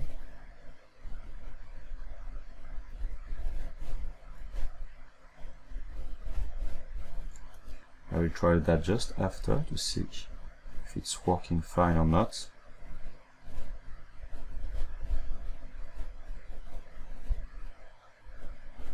Let's try now. What I will do is I will go back to my ZModeler brush, because it can be interesting for the big part of the arms part, not using the bridge like I wanted to do an extrusion, but perhaps doing what I'm doing right now is let me insert multiple edge loop, and then you have the interactive elevation. Let me insert, and you see now when I'm inserting, I can insert multiple edge loops and giving some extra angles. See, like that.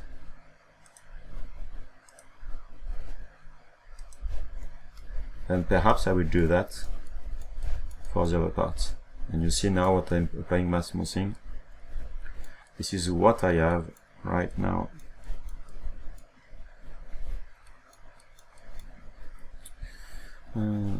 And let me insert a single edge loop now.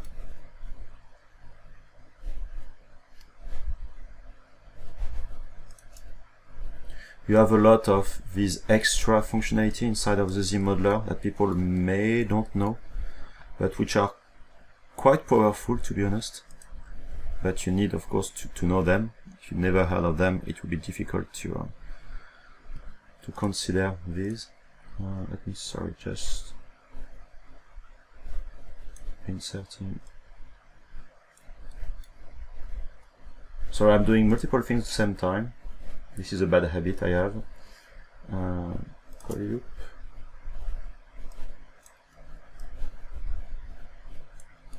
Okay, because I'm trying to see right now, but all the part that I need to work on.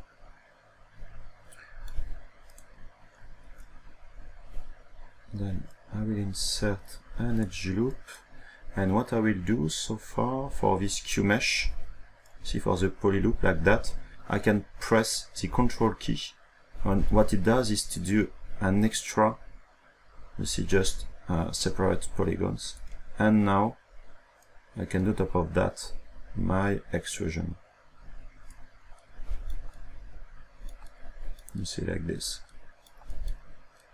And these are two separate objects. And if I'm doing a polygroup and doing a polygroup visible, where is my polygroup? Sorry, I'm so used, but sometimes I even come on. Okay, let's go to the polygroups. Polygroups, auto groups, like that. Then if I want later to split my model, we just a single click to do that. And I can do my small beaver, just one row.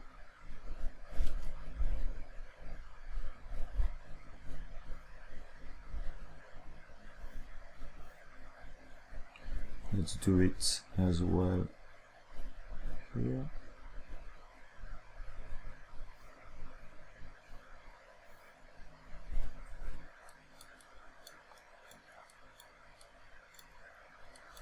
I will do the small stuff like that later.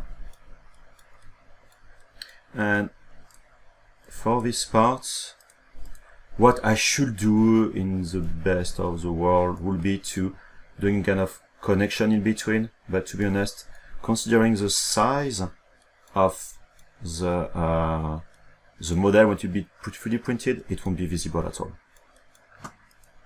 Then I won't focus on that.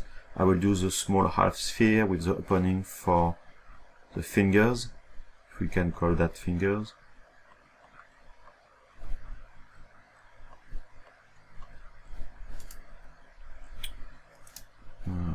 Yeah.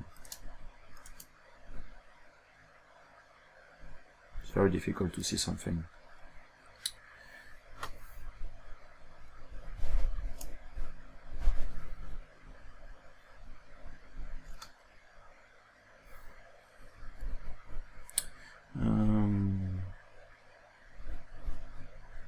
Yes, it's always easier to use the mouse than the pen for the ZModeler, but to be honest, I'm kinda lost when I don't have my pen with ZBrush, which is weird, but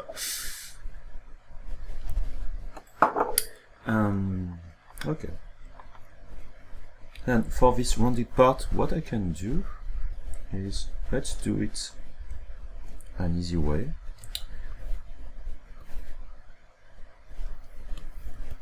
Let's move. Oh, I lost the selection.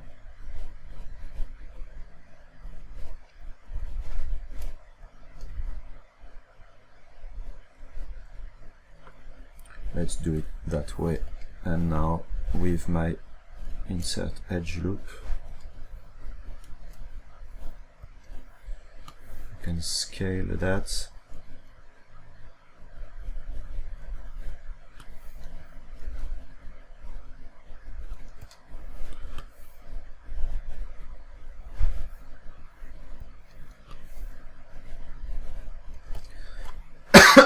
Sorry.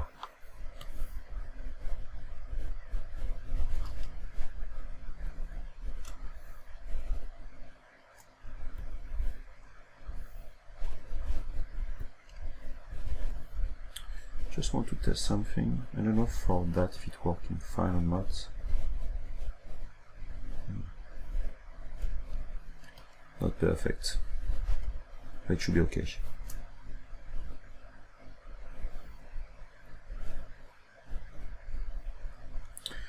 And I have 2, 2, and 1.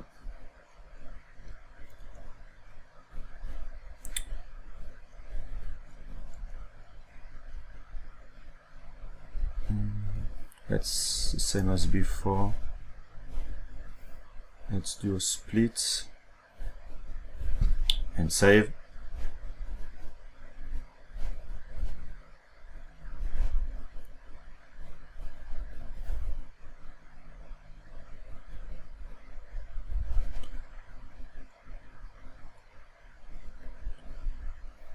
And for that, let me check the original illustration. Where is it?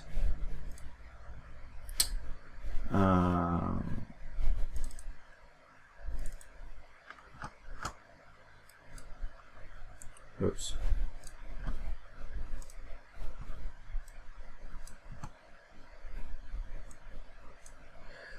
And for that, yeah, it's very small. What I will do is I will just extrude that, and doing that just as a kind of single mesh, because I won't glue that later.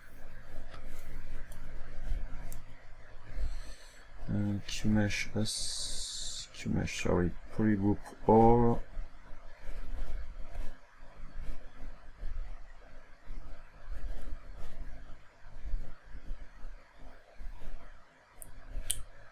Okay, and now I will do a small inset, then inset region, polygroup all,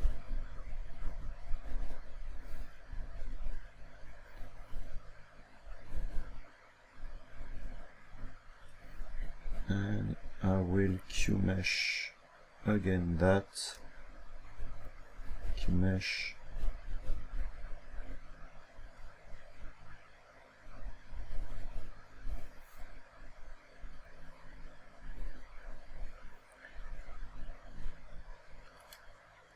Sorry, what I will do is, you see these polygons, I will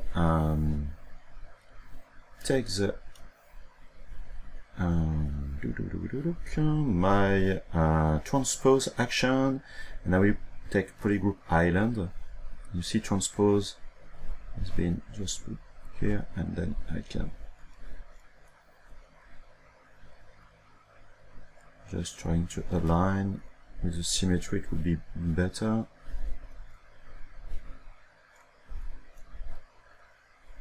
Why is it?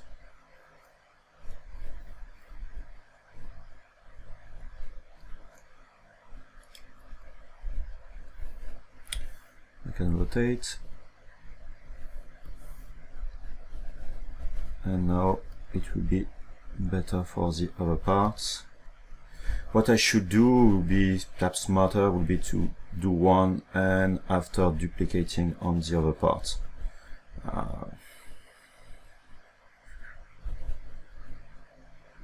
Well, yes, let's do that, because I think that I will spend quite some time on this kind of things. Let me just undo, and now I will do like I did before with my ZSpheres. Oh, not even this. What is the best thing to do for that? Yes.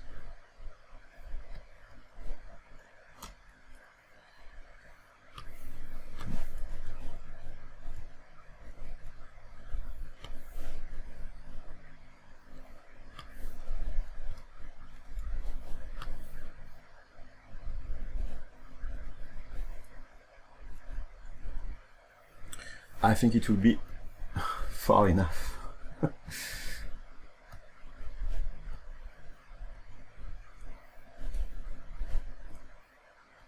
Then I will insert that which is way too big.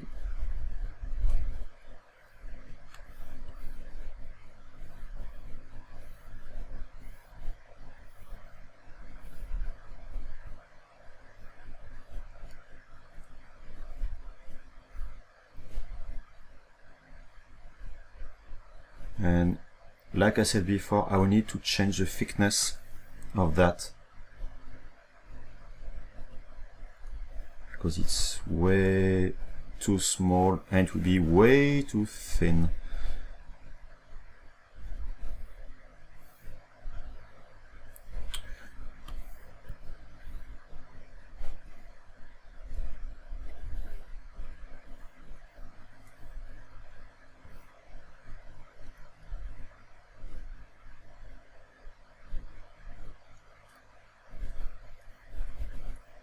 Where is my model?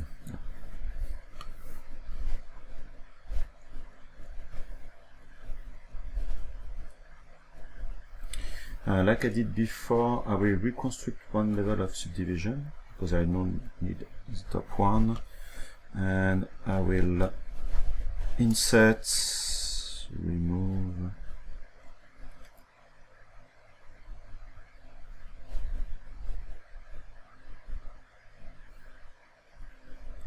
now let's slide.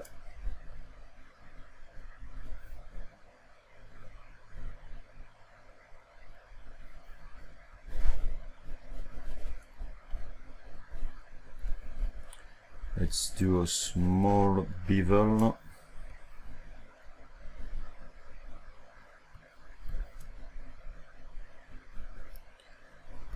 Mesh un polyloop.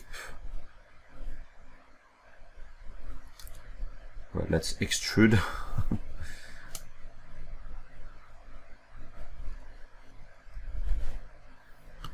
And I think I don't need to have this kind of holes I did before.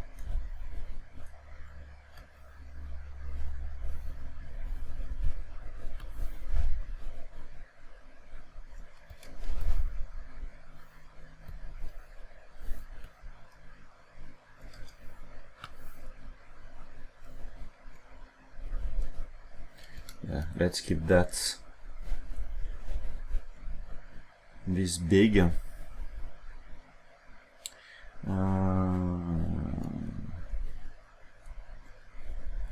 I will see some questions in the chat. Sorry, I'm just finishing that and I will answer them.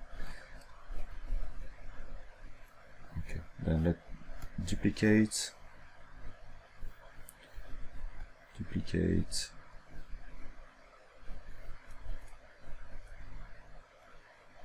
That way.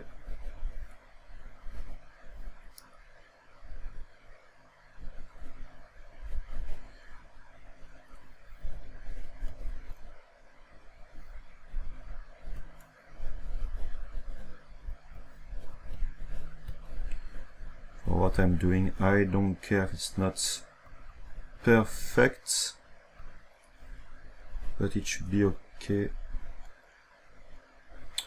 Let's merge down these three. Merge down. Yes, I know it's not undoable.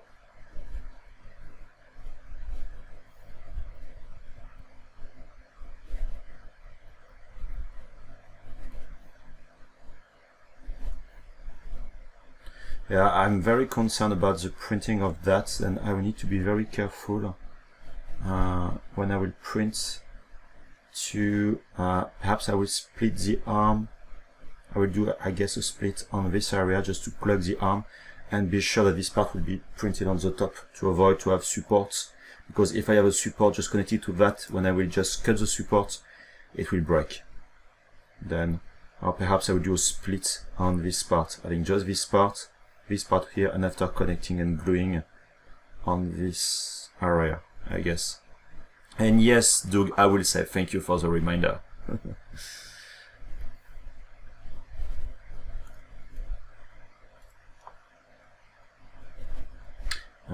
Sorry, let me just do a mirror and weld without the local symmetry. Okay.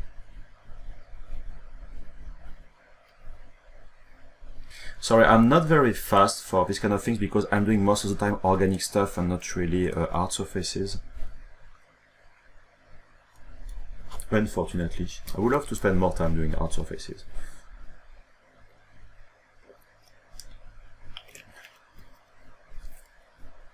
So hot in the office. Okay, then there is some question comments.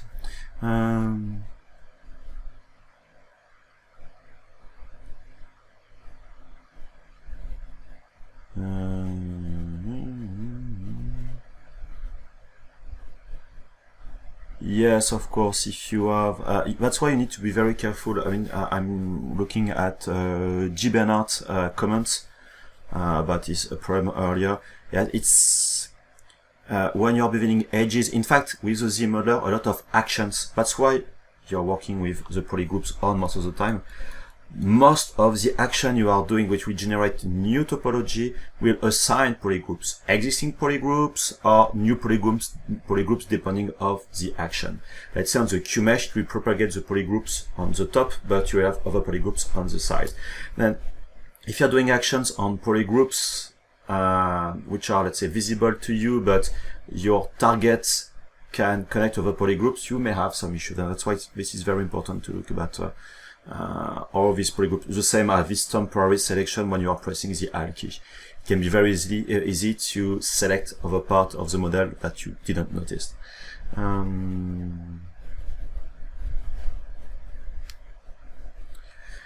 Then a feature that would be nice, there should be a small dialog or button that will simply inform you the current mesh is partially hidden and there is a mask currently present.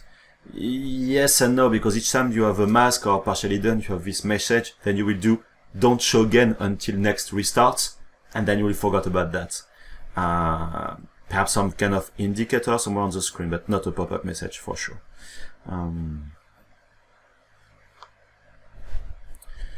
Yes, software problems are typically 95% human error. Well, it's very difficult to know because, of course, sometimes there is some behaviors, can have issues with the software, I mean bugs and crashes, but it can be human error or sometimes just a lack of understanding or knowledge.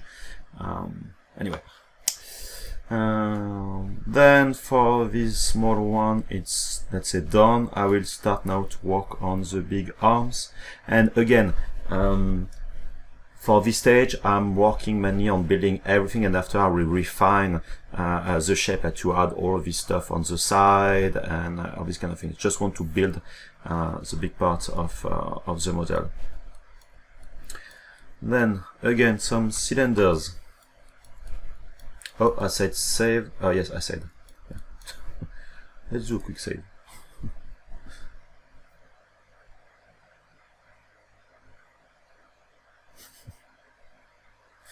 Marcus is quite busy right now, then Marcus won't do that. Okay, then, like I said, again, cylinders. Yeah, I did a mistake by reading that. I need to have... I should have kept that one. This one is clean, correct. Yep.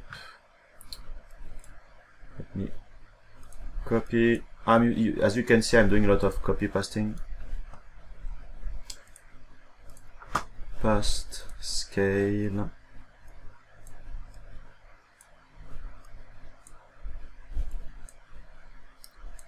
Scale, scale, scale, scale, scale.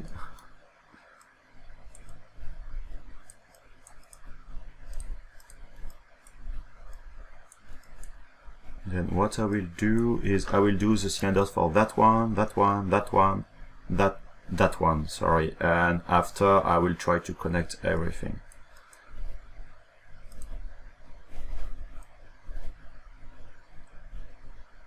Should be, yeah, that for this one should be that width, I guess.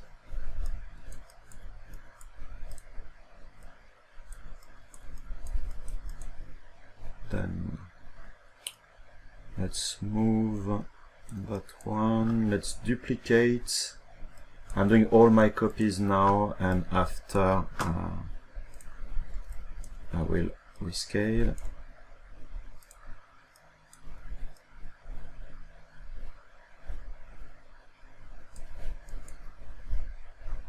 And I will change the angle a little bit as well. Yeah, my concern will be to do the pose.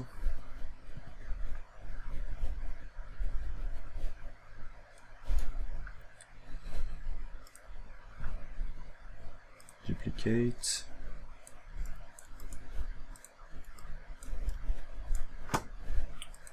Scale down a little bit.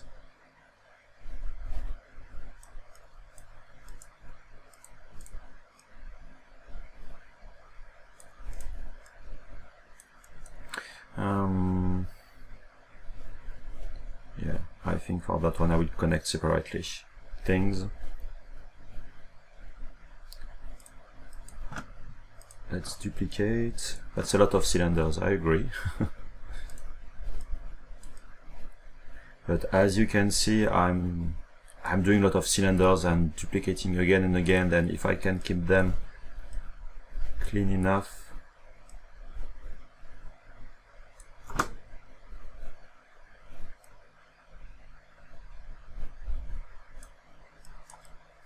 I would say that one should be that.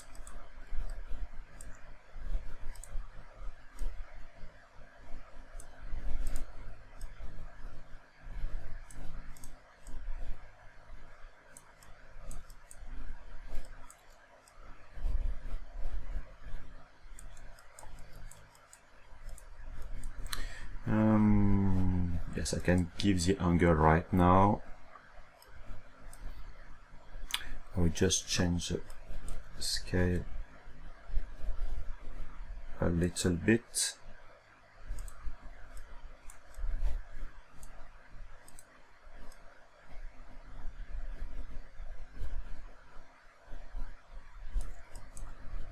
This.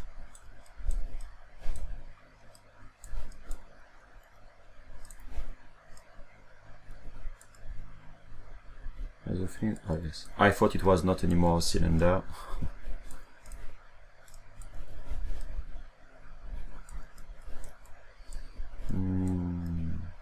I think it should be a little bit bigger. Let me scale it a bit more. Okay. Then I have my cylinders. I will be able to connect everything. Let's start with that one. ZModeler, insert.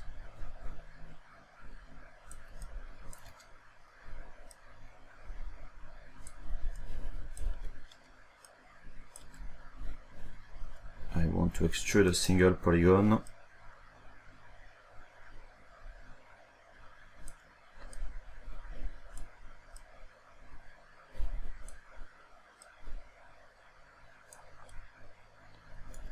Okay, that way.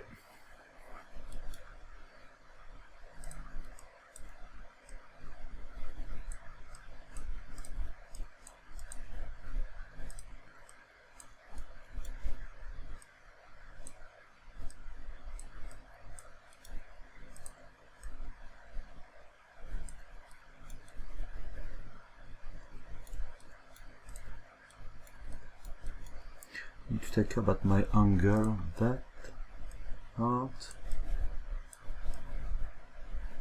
to be more aligned.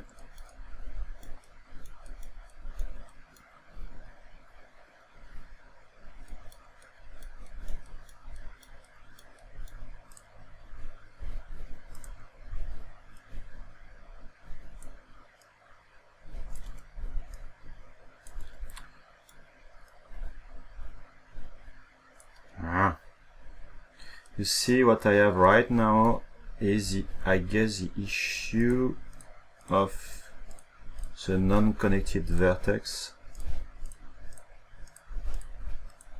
Well, no, I think this either. Yeah, I wired that one before. It shouldn't happen.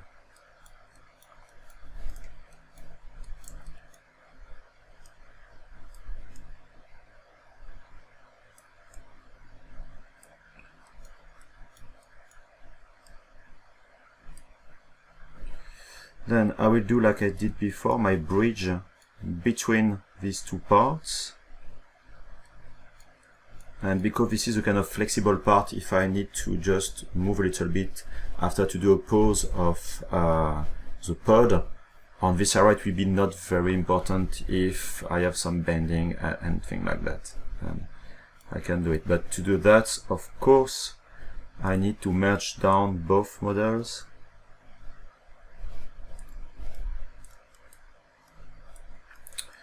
And then let's merge that one.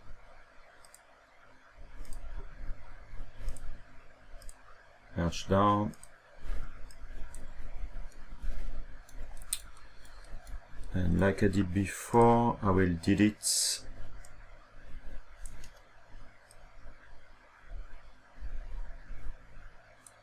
that.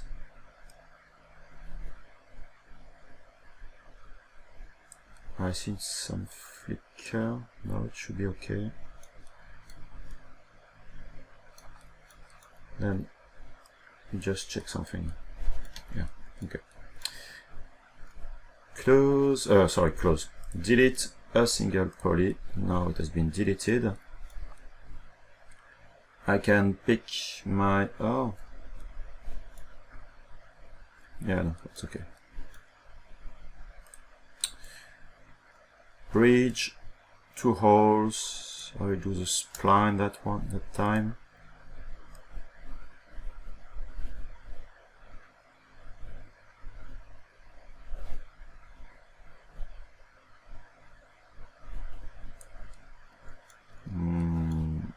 Let's change, trying something else like circle.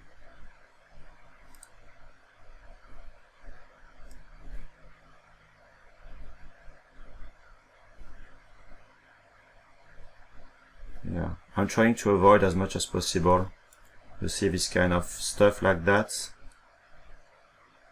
It's not very good. Let's try the other ones anyway. I have the arc. I'm afraid that arc and line will be way too much. Let's try again the arc one.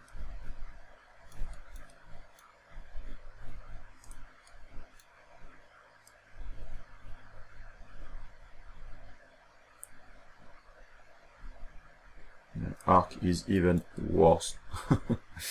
Then I will stick to my circle one, and what I will do is I will keep that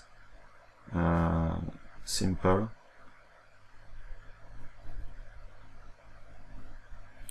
With just these two edges, and what I will do, I will switch to my mask lasso,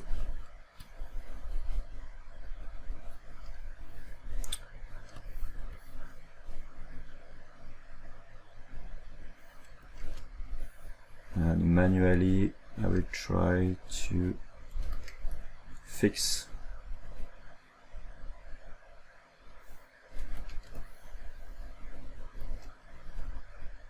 and doing like I did before.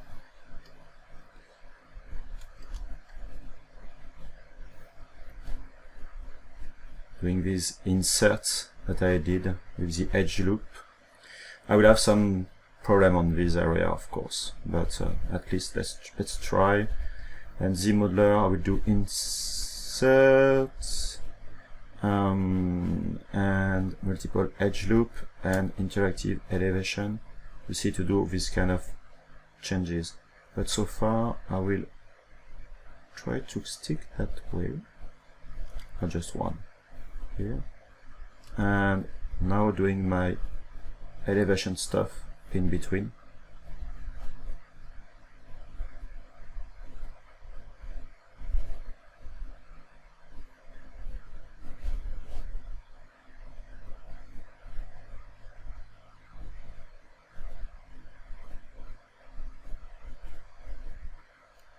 And for that one, I guess I would scale that.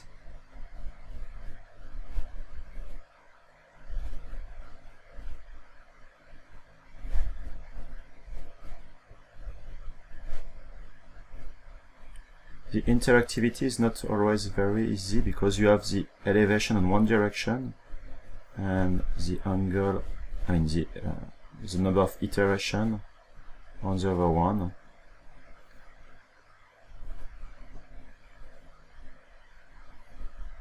I don't want to be that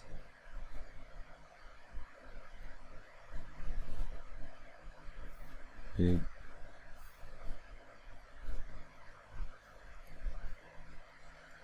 Well, it's quite big, but you see, as soon as you have the smoothing, I think this one in fact are not big enough, and these one are a little bit too big. I should find something in between.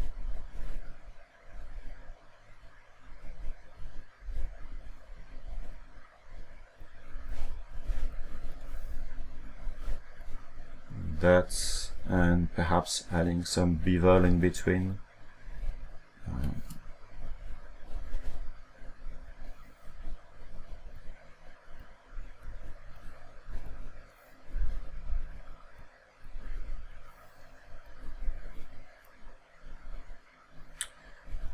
And with the move brush,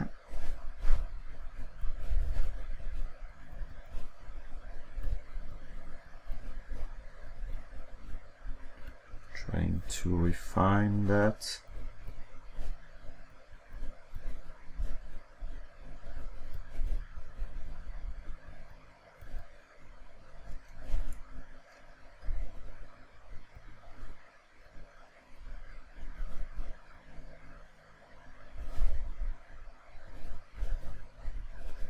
I think I should have, I don't have enough. No. It's kind of weird on this area because I have not the same density in between.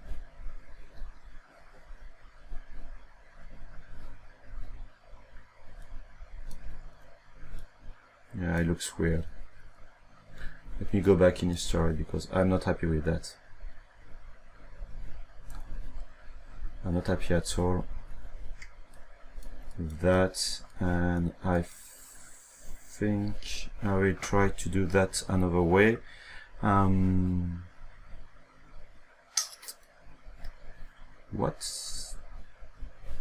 me just try something. Insert. Yes, I want to undo everything. Insert single edge loop. And now if I do a scale on the edge loop complete, yeah, I think I will do that way. I will have better control on what I'm doing.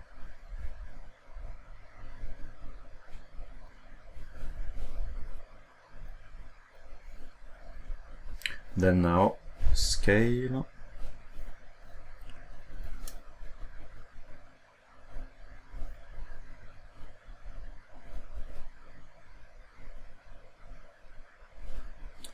And what I need to do after is perhaps to move my edge loop.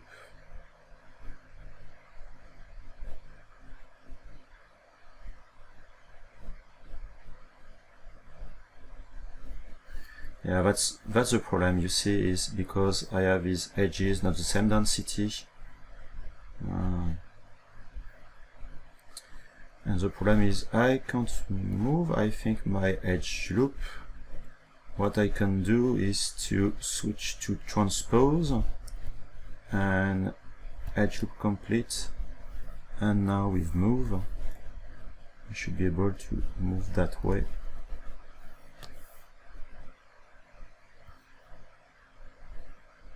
But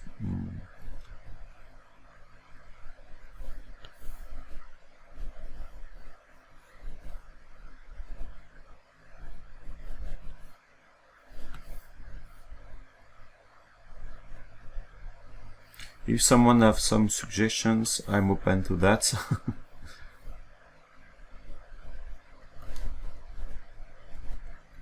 I think it's a bit better than before. And I think if I'm adding some bevels, it should be better. It's more of this density on this area that I don't like.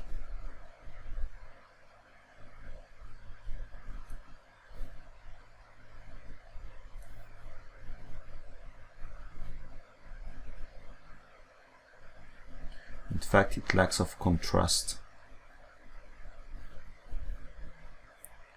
And this is what does the difference, is of course the contrast that you have, because as soon as you apply a smoothing, you will lose, I mean, it will make your details smoother, then not that nice.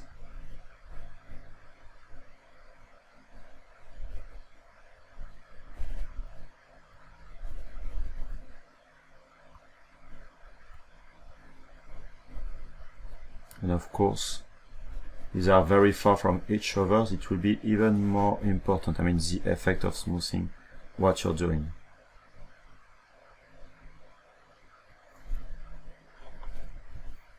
You see, it's not very good, and now if I'm applying some bevel, even wide ones,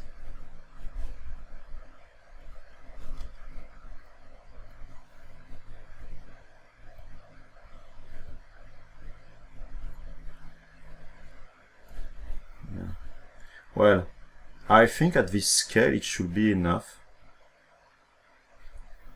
I just need to increase a little bit the contrast here.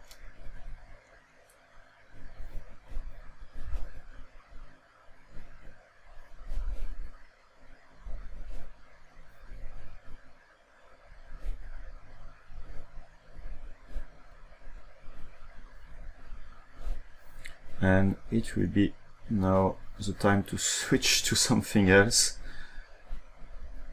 Yeah, when I'm showing, I don't like to spend too much time on the same thing. To be honest, it's a little bit boring.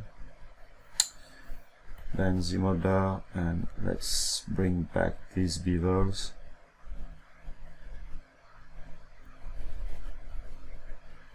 We just add a smaller one here and another one here as well.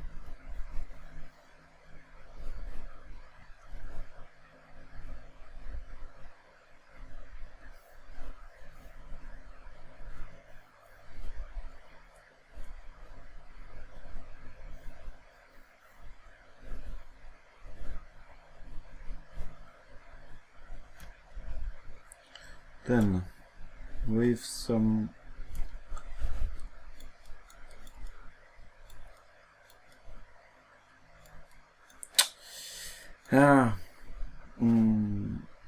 I did a mistake, which is not that big, but I have some anger.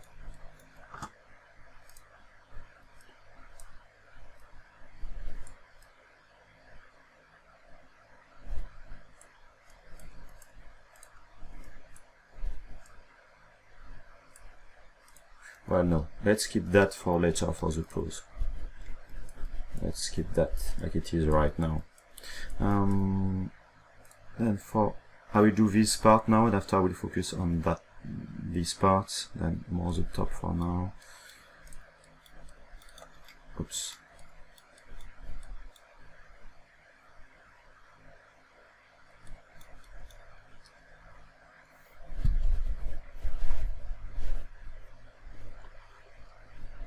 I'm afraid that I won't be done for today. I was really hoping about doing everything for today, but it seems it will be difficult.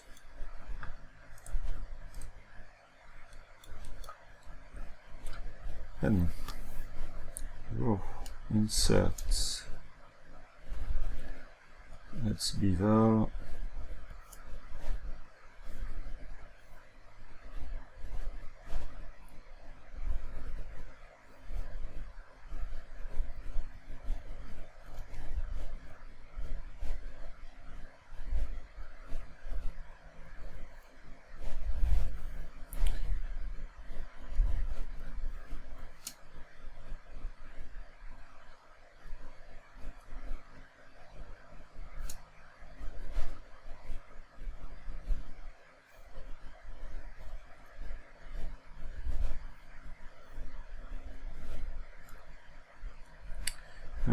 Insert.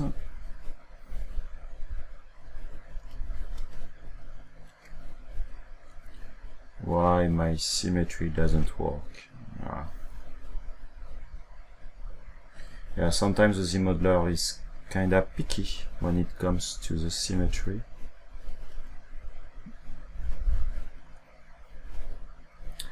Let's see. Yep. Polygroups, polyloop.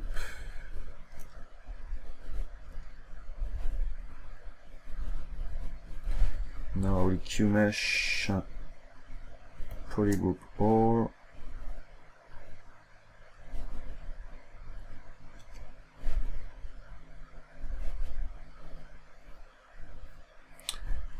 Then bevel to do this kind of part here, then here on the other side.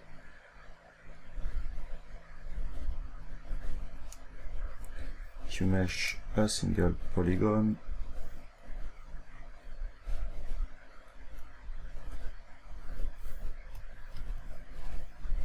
Let's move, transpose.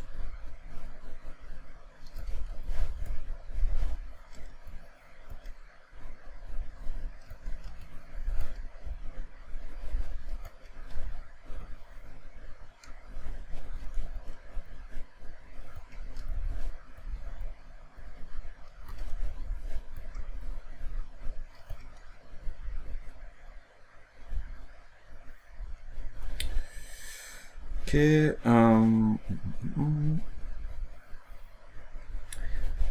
let's clean that with the ZModeler, because if I'm using, you see, dynamic subdivision, it's not very nice. Just need to add some extra edge loops, bevels, and all this kind of stuff, then insert.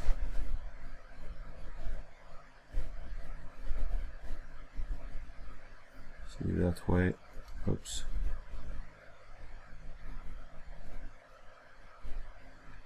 Again, I don't care about the number of polygons I have on my model. It's not a big deal for this kind of model. We just slide that, because yes, it will be more rounded that way. For this part, it's the same thing. I will need to insert.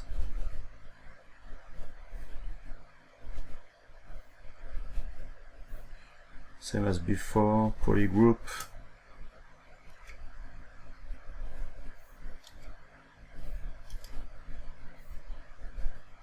Then now I'm able to QMesh polygroup all.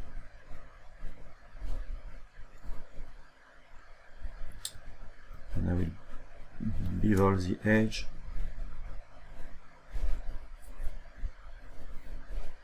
We need to do the same kind of elevation in between, roughly.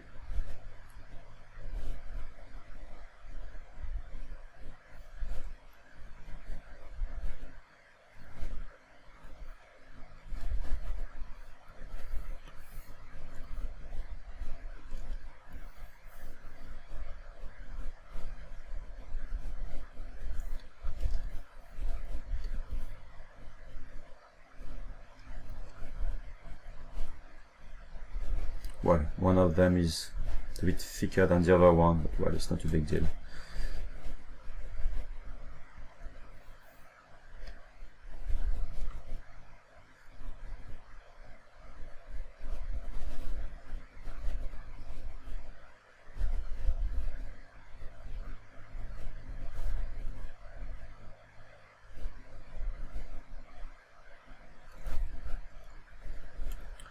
And let me add the missing bevels.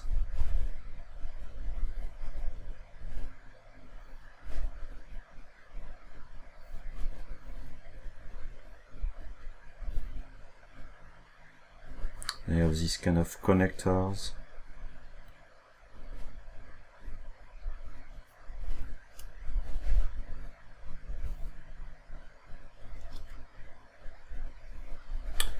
Okay, do it a bit wider.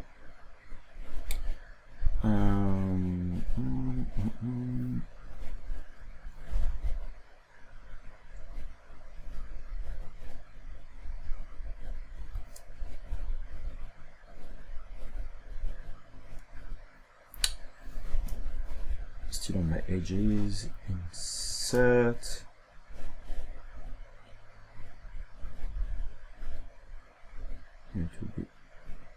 I'm trying to do these two areas for the extrusion. And now, oops. What I will do is QMesh polyloop.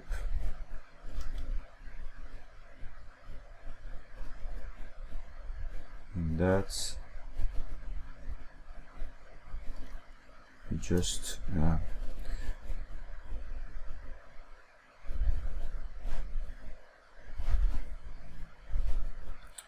I did a mistake.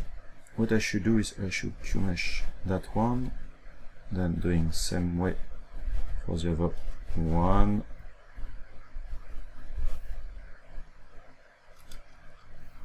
Let me solo that. And now I can QMesh. Okay, this is the way to do, not what I did before. Let me slide that a little bit. Let me insert. Then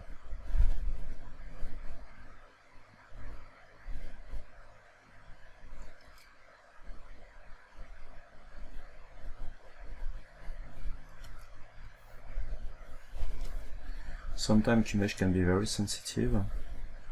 Okay.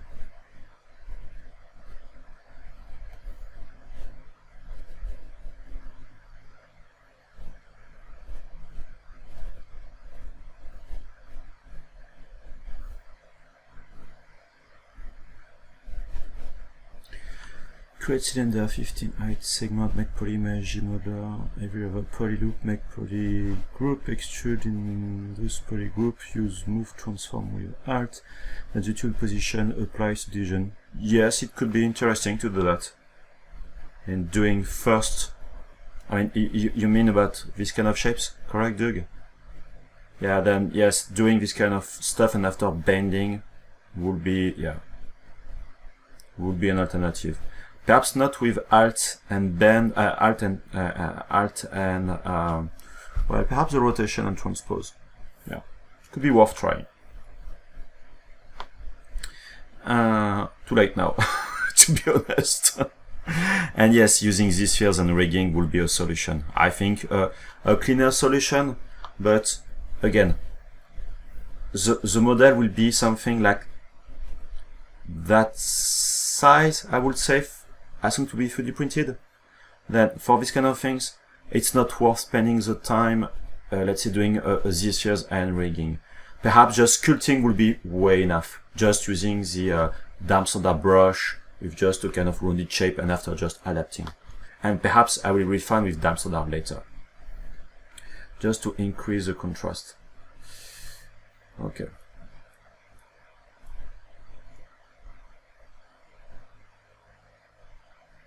Then, for these two parts,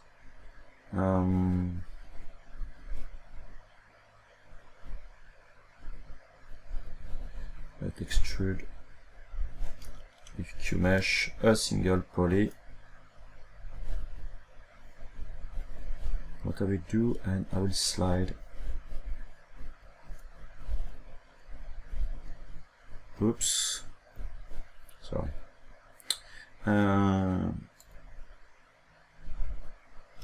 No, just sorry. I want to slide single edge. I'm doing that because I want my extrusion to go just in this direction and not going to being too wide. If I'm doing QMesh, yeah, it's still the same. It was not enough.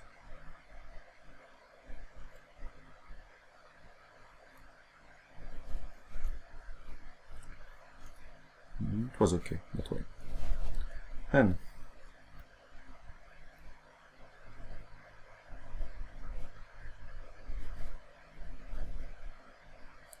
let's slide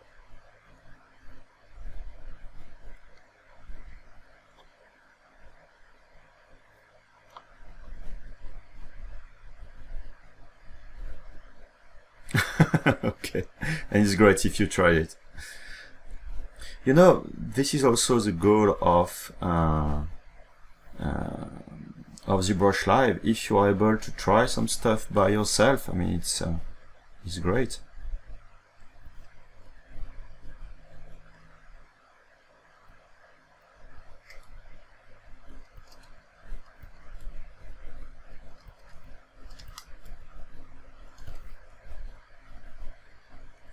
That's like before applying my small edges. One thing while I'm doing that, I had some feedback some time ago, but not that so long time ago, but people saying, hey, why are you adding all these edges? It's not a good topology, it's not good for what you, I mean, for 3D. And to be honest, this is again what I thought, let's say when I was younger in the industry, of course. And yes, I agree that if you want to work with, let's say, other software or doing some low polygon stuff, yes, that's an issue. But again, my end goal is 3D printing. And for that, I mean, I will just output the, let's say, the external shell, I mean, just a set of shells, and the topology will be perhaps triangulate at the end. So the 3D printer just need a correct, I mean, a valid topology. If its edges are close under together, don't care. And that's why for some usages, like I'm doing for 3D printing, if a lot of edges everywhere, as soon as the mesh looks nice, I'm fine with that. No, bevel, Thomas.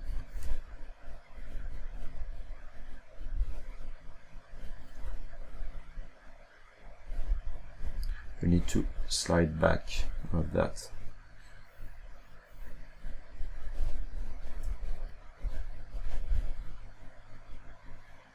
Switch to solo.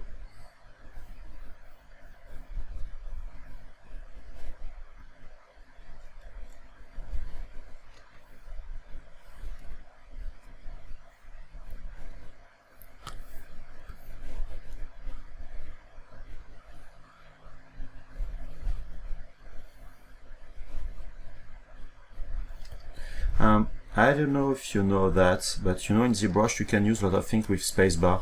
You can also use the mask and using the spacebar just to change the position of your mask while you are still drawing it. Can be useful sometime.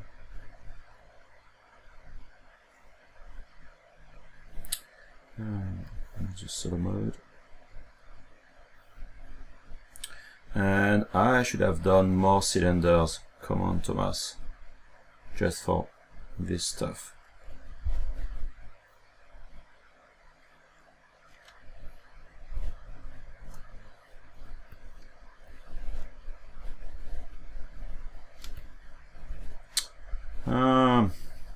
Too bad. I'm so bored about inserting cylinders. Yeah.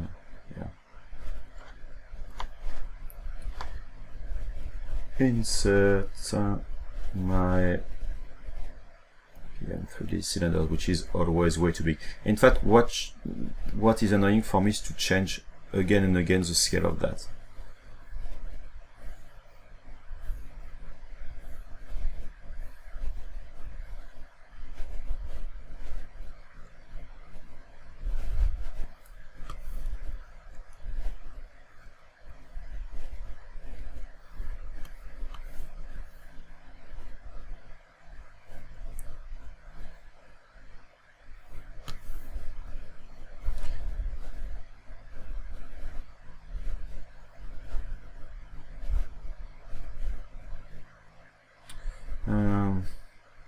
I really need to take care of the thickness of this cylinder.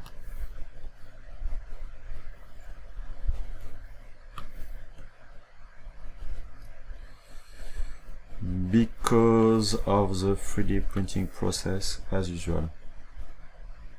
I'm really afraid of printing the pod, to be honest.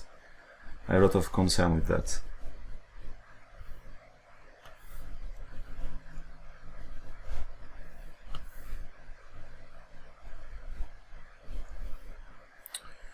Okay, one is done.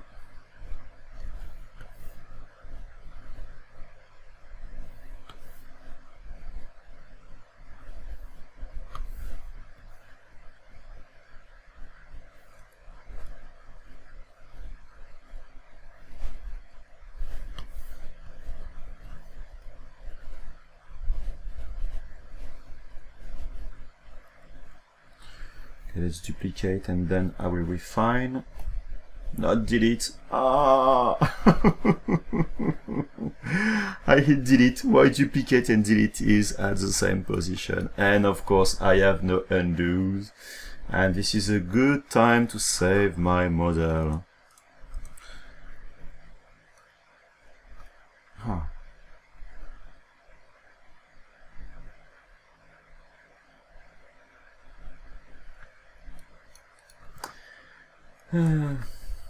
Sorry, I was reading the chat.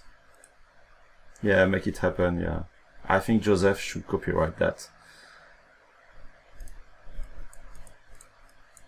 Okay, sorry, let's redo that.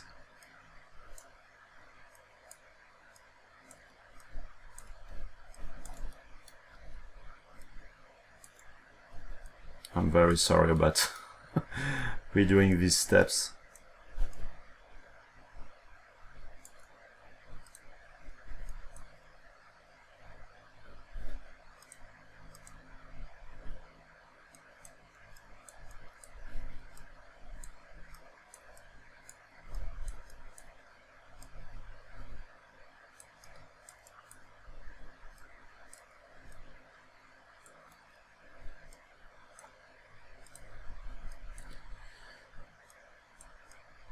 Then let's do this rotation again. This is 2 parts.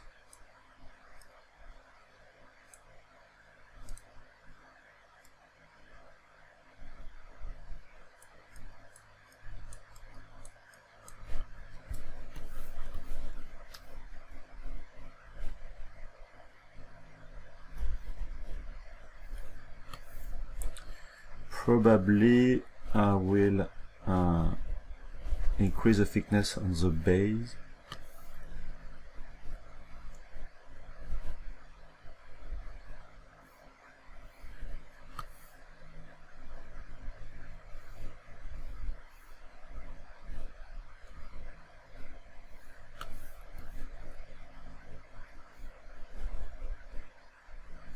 Need to rotate that a little bit. Anyway.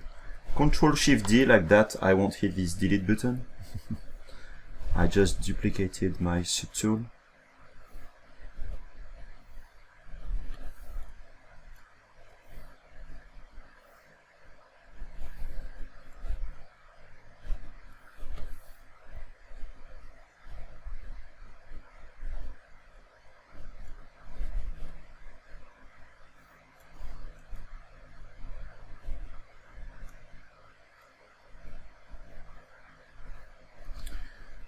Let me...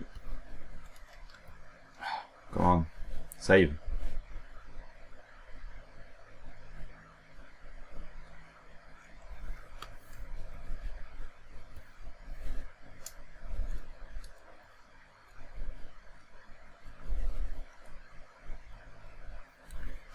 Rotate.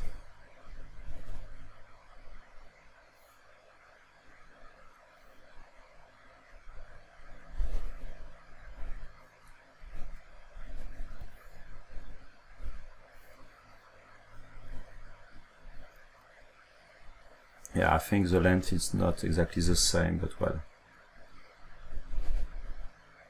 Let's keep it like it is right now. I will merge these two items together. Merge down. I think I will start to merge things together. I think it will be better for later.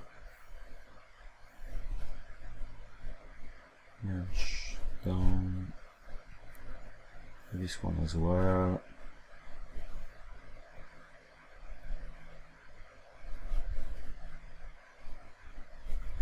Not that one.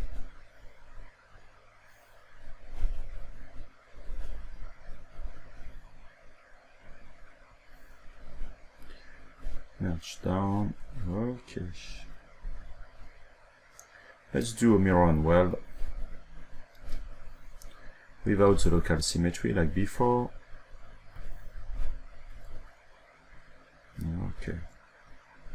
In fact, the arms are way too close together. They are more, in fact, like that, and sometimes a bit on the other side. Then I will need to rotate everything, but I will do that just later. I will rotate, in fact, all this part. I will keep the tubes like they are, but I will rotate all of that. Should have done perhaps earlier before merging, but since they are separate shells, you can always, you see, let me try to do auto groups for that after. Even now, let's go back to my poly groups. Where are you, poly groups? You see, that way, then it's easy to I can do it now, in fact.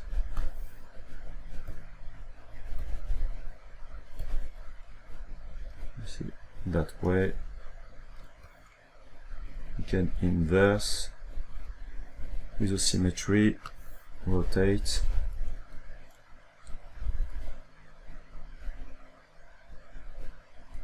Like that, and my concern. No, in fact, I need to rotate. Yeah, it's weird the way it's rotating, in fact. Because if you want to rotate, you need to rotate that part, and not. I think I did the mistake when I did this part, because yeah, I don't know where it's connected, but something goes wrong for that. Well, I will deal with that later. Let's just finish the sculpting.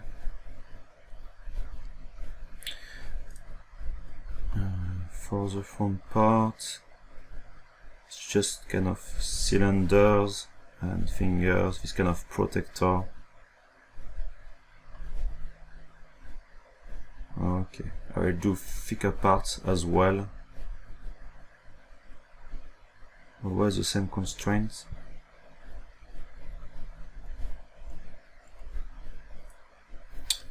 And now. I have a small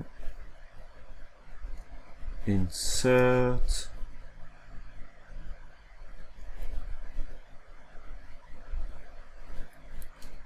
To mesh a polygon. I will bevel that one.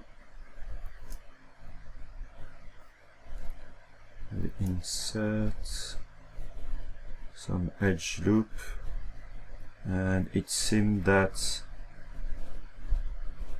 it's kind of weird. I guess I will just do some shapes quickly like that to be connected together. Let me look about the pose. Sorry, I want to zoom in and out each time. Yeah, it has just 3, 2, 2 and 1. Okay, because I really need to consider these kind of things. Again, I don't say that I will just follow exactly the same design, but at least I should try. Perhaps I will do the rotation like you did, just on the bottom part.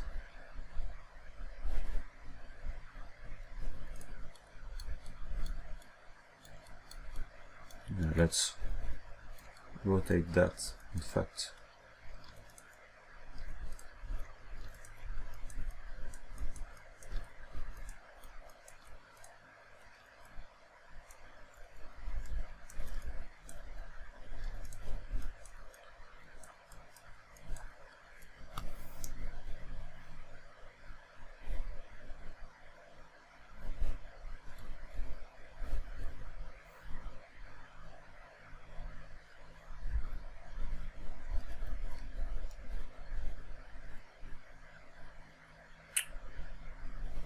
yeah. It's not very logical, but well, let's keep it like that now. Okay, then I have these two fingers on top, yeah, rotating. I think I will start to do the pose right now, but all of that, just to avoid some problems later. In fact, I will just do kind of rotation from that one and that one.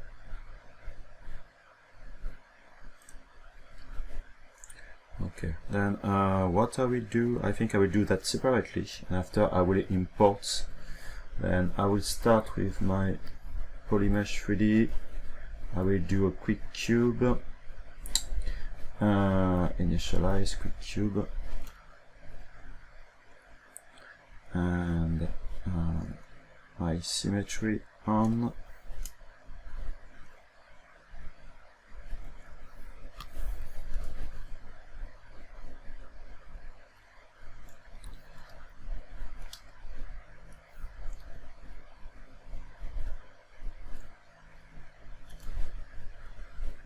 Sorry, I'm switching between just 1, 2, 3. Yeah, it's slightly different, but well, that's okay.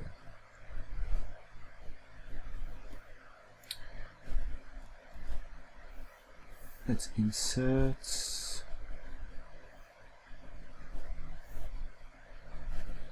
And before moving forward, I will duplicate that part. Yes, his fingers are different than this one. You see, this one are more like that, while the other one are more like that. Sorry for doing that on the camera. I mean, the rotation angle is slightly different, but I prefer sticking to the illustration and not really the game. Then they have two fingers.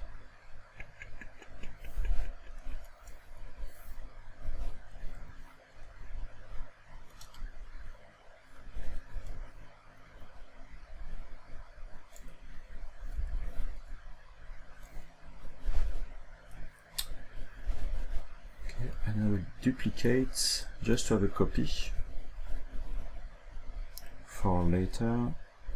And now I will Q-mesh just my polygons like that.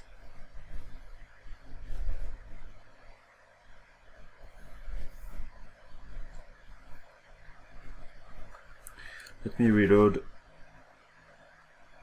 my 2B. I don't want to save. Yeah, sorry, it's better to keep this reference on screen.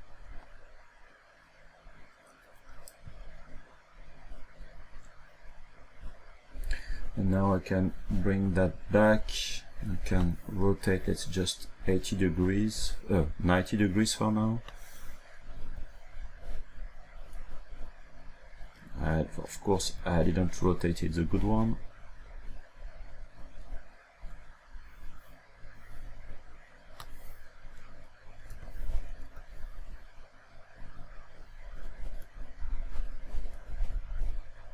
And now what I can do, I can Q-mesh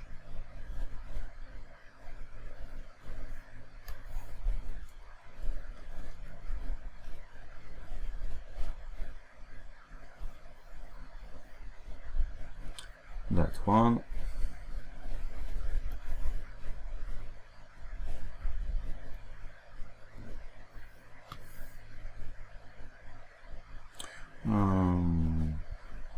That's kind of stupid what I did.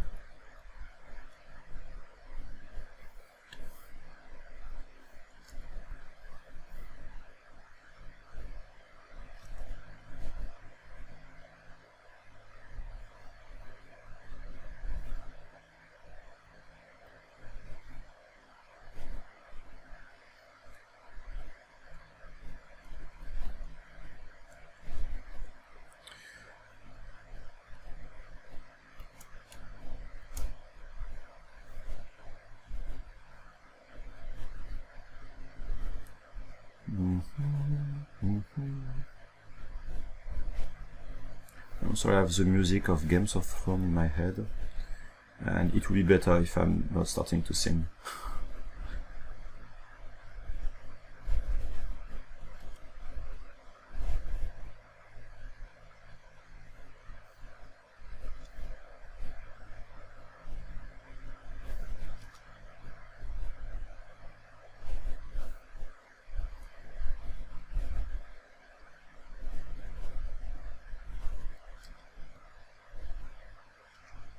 Sometimes QMesh can be annoying, because if you go too far, it won't pick what you're trying to do.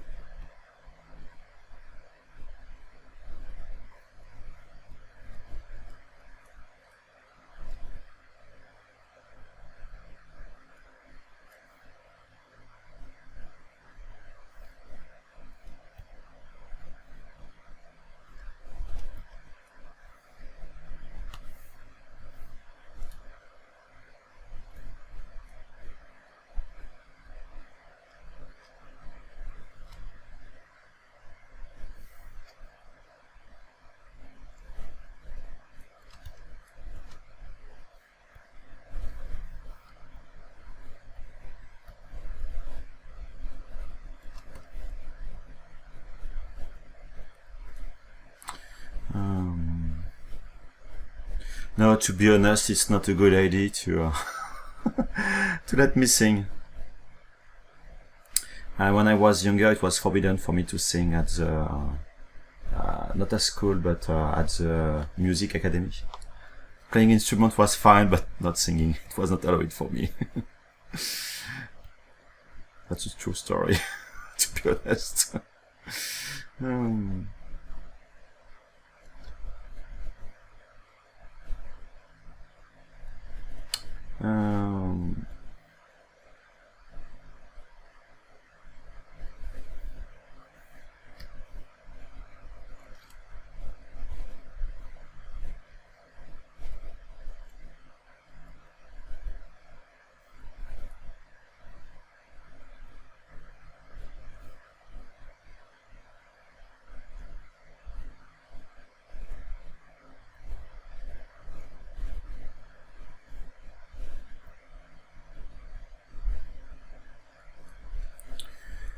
As you can see, I'm not trying to be accurate, like I said before.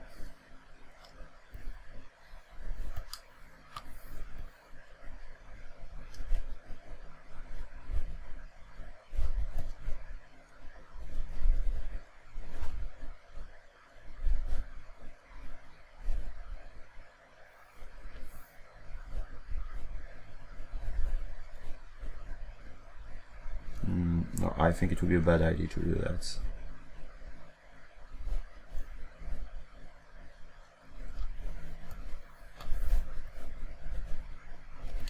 I'm sorry, but I'm always trying to think about the constraint of 3D printing, and it can be really annoying.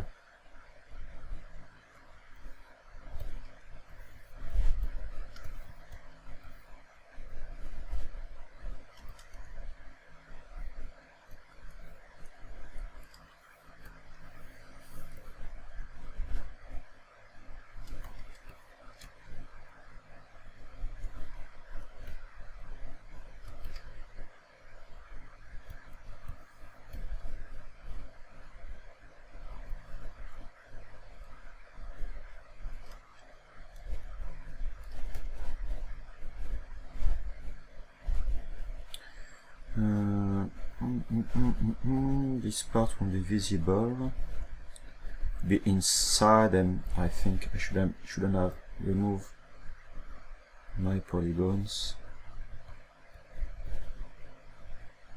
that way. Now let's smooth a little bit everything to see where I need to have my beavers, but I think I will just stick with my dynamic subdivisions.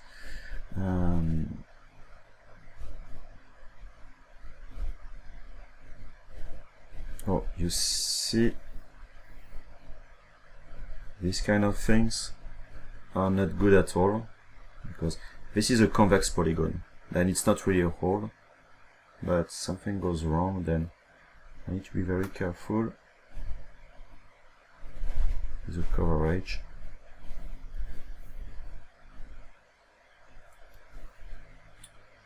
And dynamic subdivision.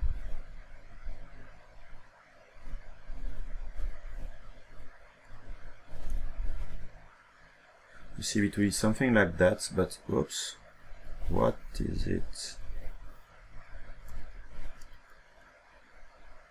What is it?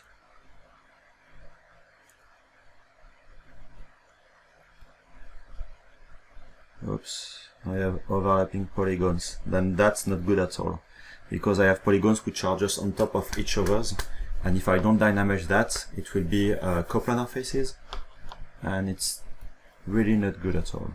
It's when I did my QMesh, and I think it will be the same on the other side. Yes, correct. Then let me just QMesh.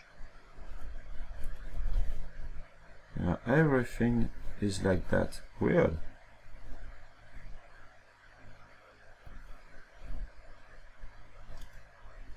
It shouldn't be like that.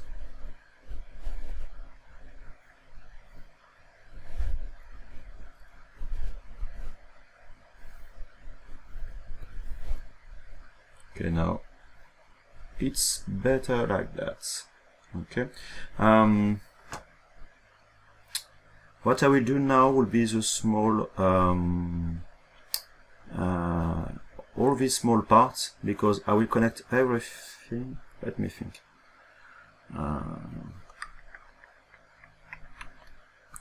Because I will try to connect everything. I don't want to do that individually later. Then, yep. And I will do my subdivision levels now. Let me just clean a little bit the topology, because I have a lot of large rectangle, which is not very good. I'm trying to unify a little bit my topology.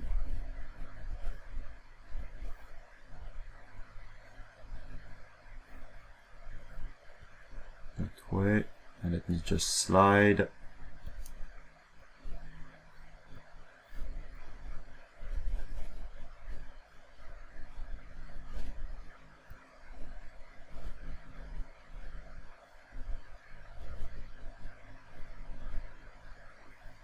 Okay, then now that I have that, I will my dynamic subdivision. I will apply it to my model. Let me perhaps clean a little bit all these edges, because I won't need them.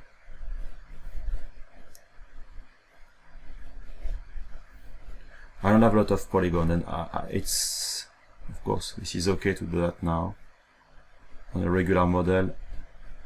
With way more polygons, we'll never do that, but at least it's doable. Oops, sorry.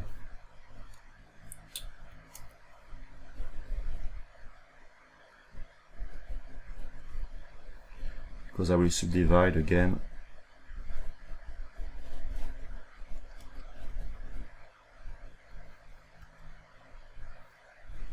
Apply.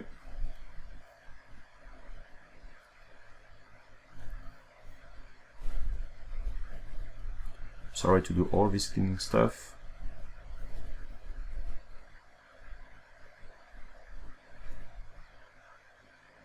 Save.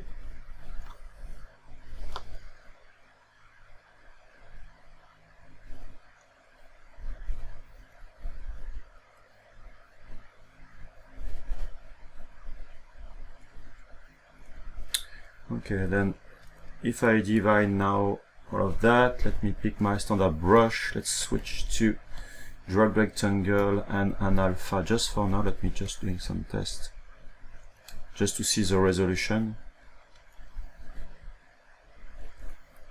Increase now the intensity. Yeah, it should be something like that, because if it's not large enough, I won't see all the contrast.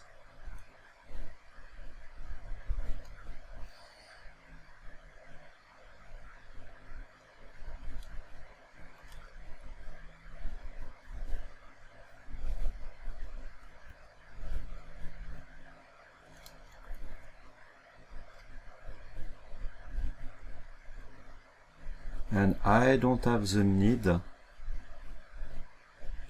Oops. Why do I have that? Huh?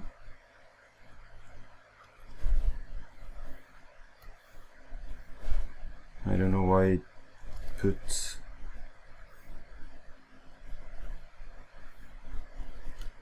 I'm trying just to take care about the depth and this part, just to avoid overlapping.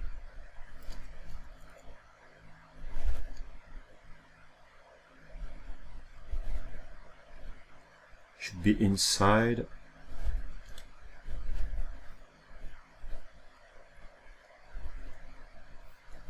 Way now going like box in alpha. Where are my alphas? And what do I have? Mechanical. Let's pick something very basic.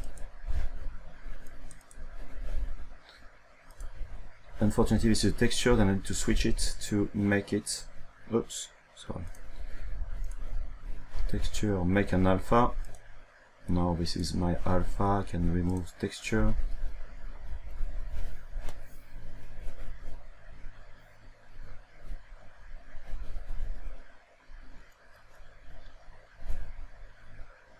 Come on, 2 million of polygon for that. My alpha modify, and I blur it a little bit because I think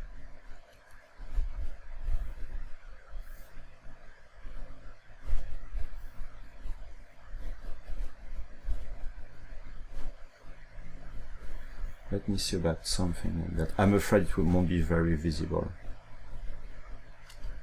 Let me look about the other alphas that I have. What I can do is, I think such alpha should be better than it really but alpha. Let me just load Photoshop.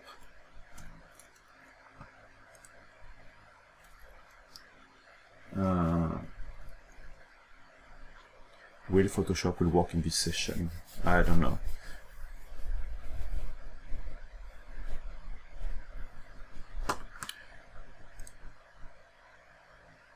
Sorry. How do we make this part? Like to have the sharp edges. To do all these kind of parts, I'm working with very basic shapes, but on top of that, I'm using the dynamic subdivision with the Q grid, which is a smoothing which will just put edges close to the edge of the model, then extra edge loops around the edge of the model. Then the smoothing won't have a lot of impact on this angle. And this is something interesting to do. Let me just load. Sorry, it's on the other screen. I will switch very soon to be back to this screen. Where is it? Sorry, I'm looking for my ZBrush install.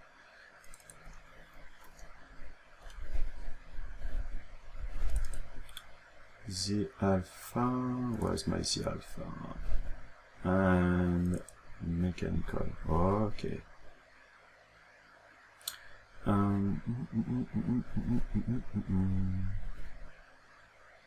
Where is this? Sorry, you don't see my screen yet. Just ask you to wait a little bit.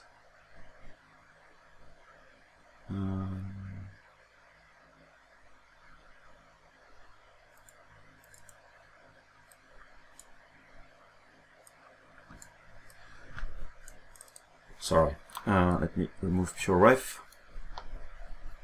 About this alpha, I grabbed them. You see, this is it3d.com, who is doing ZBrush training, who provided for free a bunch of alpha. Then each time I see some alphas online or matcaps or or textures, I'm trying to grab them, perhaps it could be useful.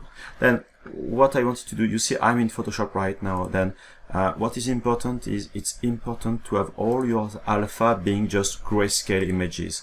You see in mode, I'm in grayscale now. If you keep your model in RGB mode, it will consider as a texture, and then you will convert from ZBrush to a texture to an alpha. And sometimes it can be problematic. And what I will do, I will save that as a PSD file. Another reason is if you let me just close and reopen Lightbox, then I should have it somewhere. Where is it? 3D JPEG. Where is it? No, not this one. Yeah. JPEG PSD file.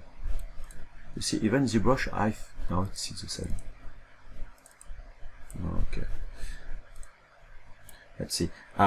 Sometimes, if you are not taking care about your JPEG file, you may have some kind of artifacts because of the JPEG compression.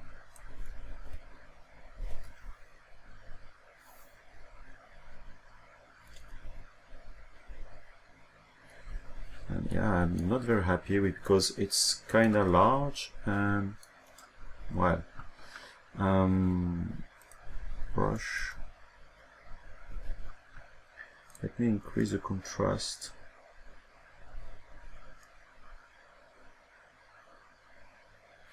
The problem is, you see this kind of alphas. The problem is you're starting from black color, then you can do only elevation. And if you start with a mid-gray value, if you are drawing darker color, you can go inside and then having all this part being outside. And it's better to work with just as a regular mid-gray value as a background color. Anyway, because I have other alphas which are not it 3D. Yeah, I don't have. Yeah, perhaps that one should be. Let's try. Yeah, they are not very nice. Okay, I will stick with what I did before.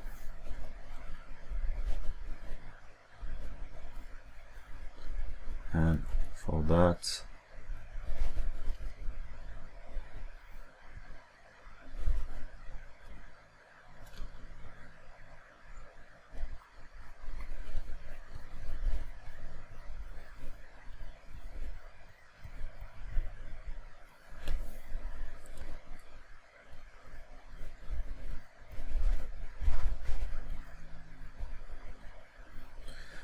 it will be visible something like that, but it's not a big deal. I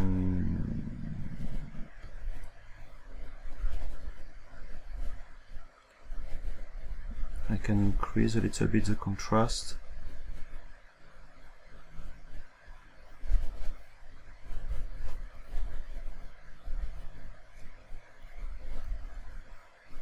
I can do some scratch, but I will do that probably just later.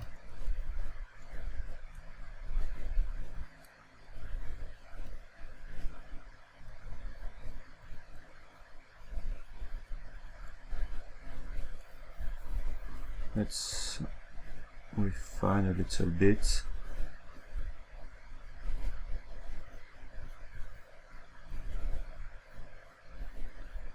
I'm trying to do that now as much as possible, because as soon as it will be in the scene,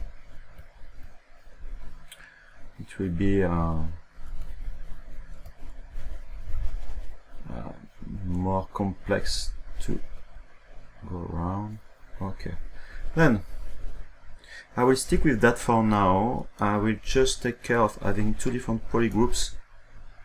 Control W, one for that one and for this one, because if I want to merge everything and then just changing a little bit the pose. It would be easier if I can just unsplit some of them and then doing the rotation, or just working with my polygroups. What I will do, I will try to see if I have, I have 5 levels of subdivisions and the other one 5 as well. Then if I'm doing a merge down, because I have the same number of level of subdivision, I will keep this level of subdivision. And you see now I'm able to go up and down. And let's just copy that. Sorry, it has been a little bit too long. Then I can paste faster. You see the difference in scale.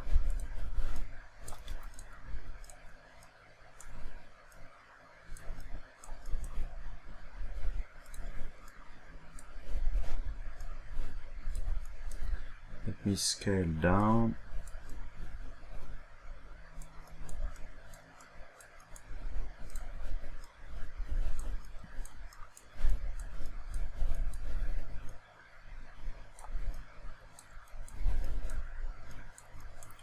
It's a little bit bigger. Let me bring back your ref.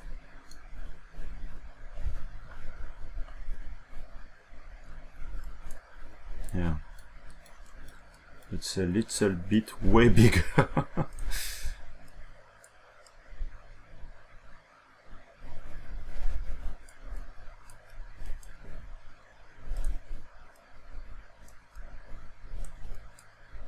And now I can start to do my rotation.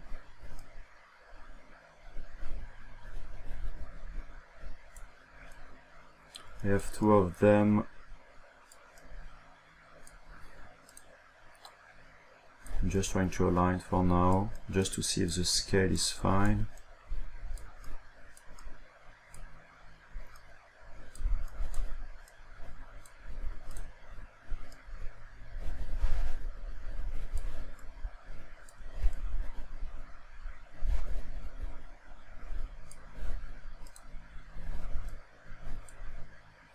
In fact, I'm trying just to align to be sure that it's well aligned, because after I will use my rotation tool around as much as possible the pivot point around this part, just to do the rotation. And that's why I'm trying to fit that as much as possible and giving a better angle.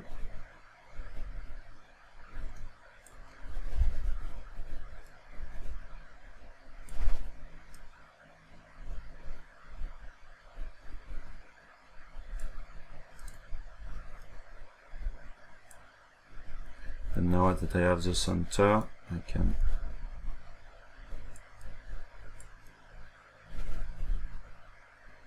trying to put my transpose.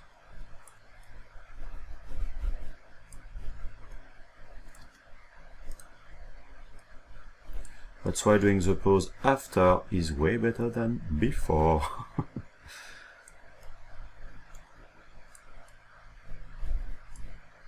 Yeah, I think I will just do that manually.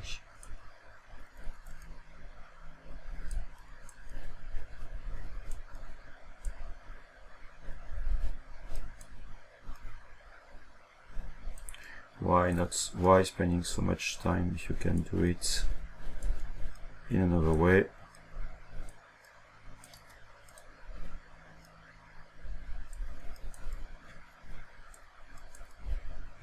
Then let's duplicate.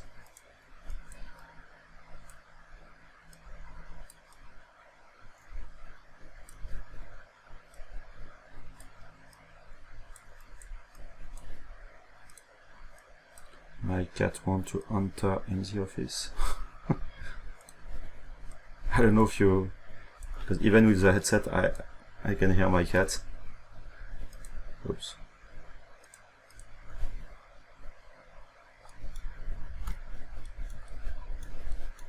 Well, I have no problem with using Adobe software in our stream. I mean, everybody is using Photoshop. Come on.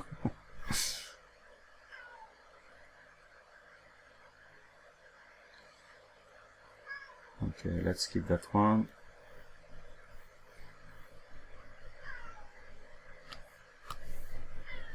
Sorry for the for the cat.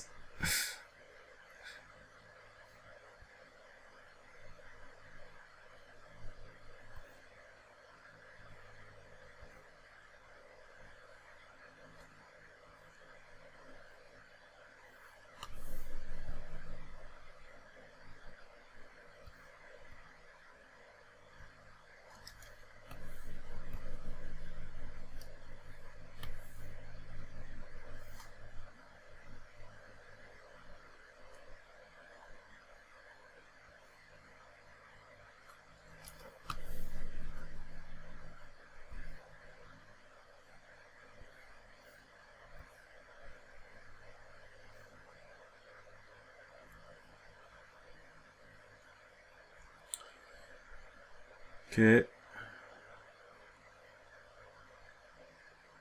What I will do is to be sure that everything is touching together, because it will give more strength for the print. But no. Yeah.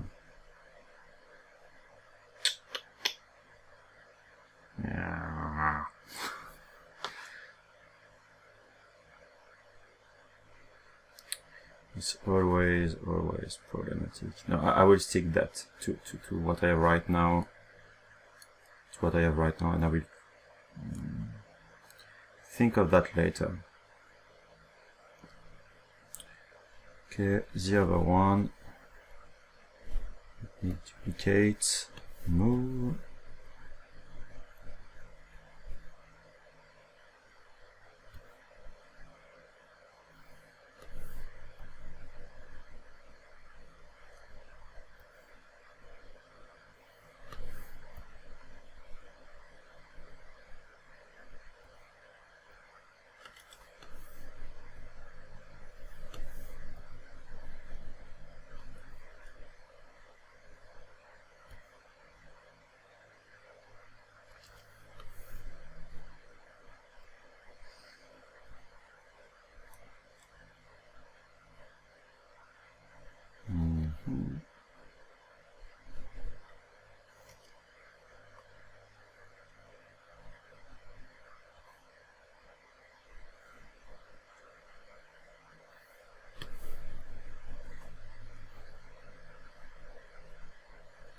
Never walk in a pose.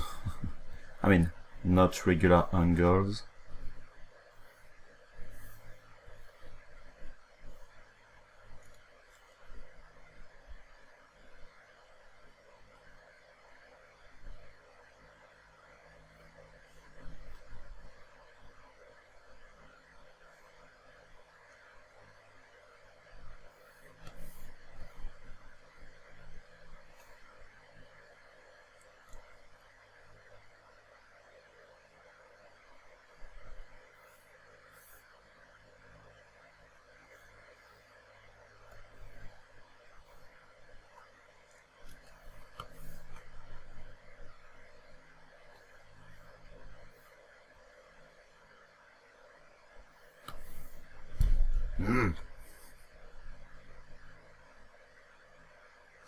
Yeah, to be honest, Doug, my cat not in the background, but on my desk where I have the printer, so I have some prints.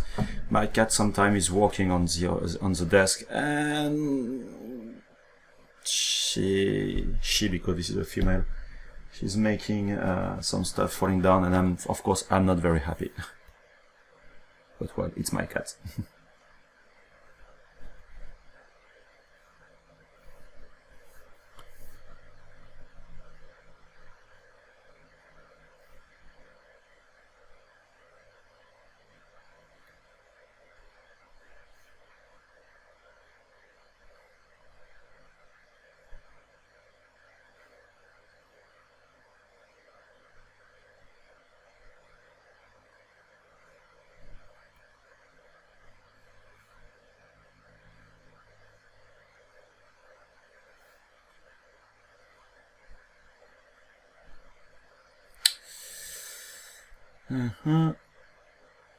Duplicate again.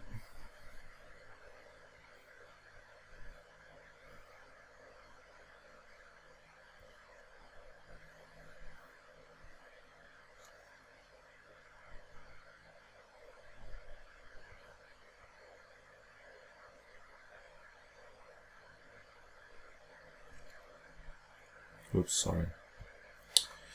I wanted to press the X key. I don't know why I have the symmetry since the beginning on that. So I guess when I switch from one project to the project, it kept the symmetry on the model.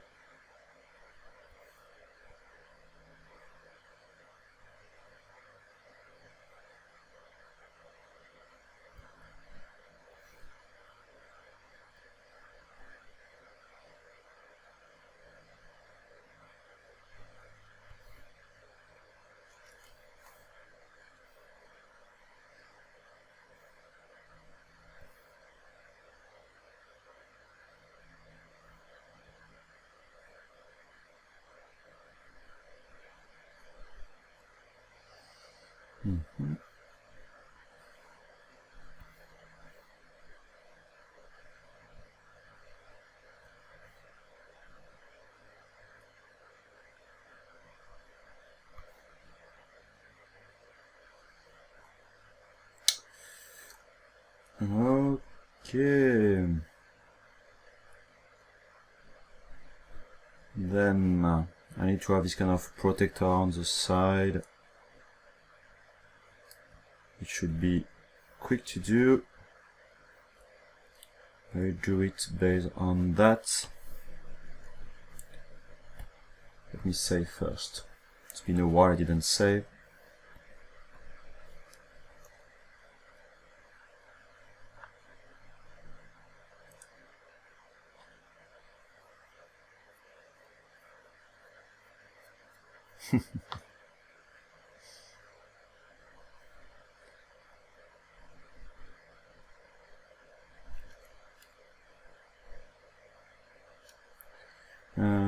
Sorry, I want to insert edge loop.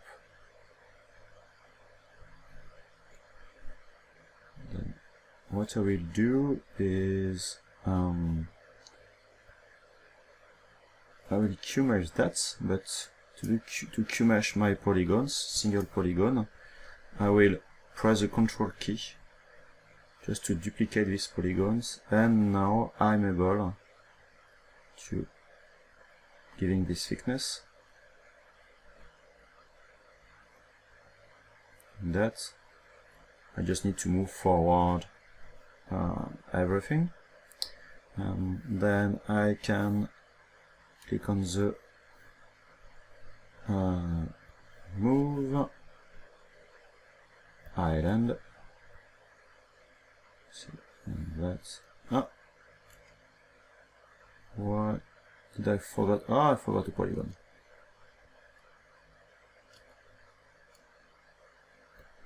Q-mesh.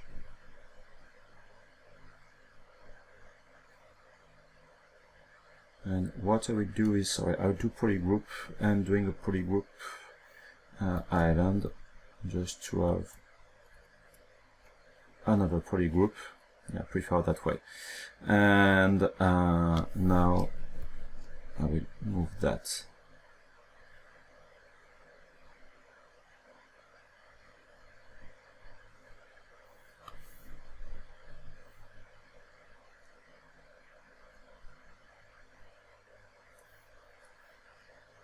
Let me just pick my new brush. Let's deform a little bit the model. I have no idea how it's connected with the one on the bottom, then I will do kind of extrusion in between.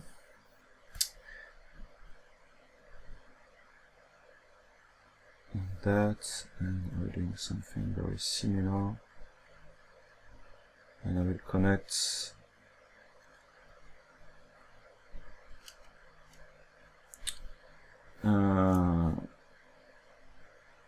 I don't know how it will connect, to be honest.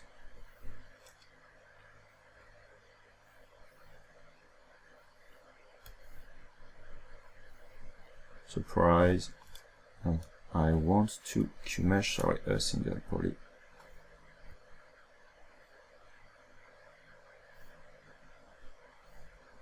Okay, connection is done.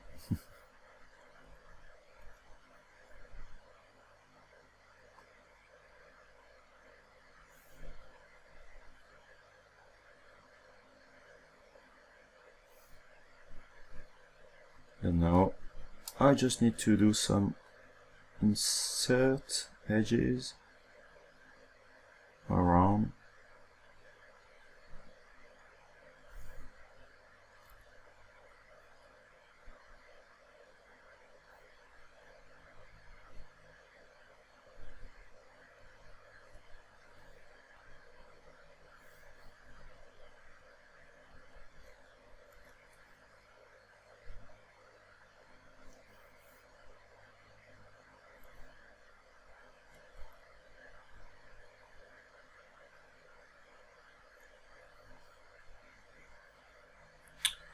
Okay, there is some stuff on the back.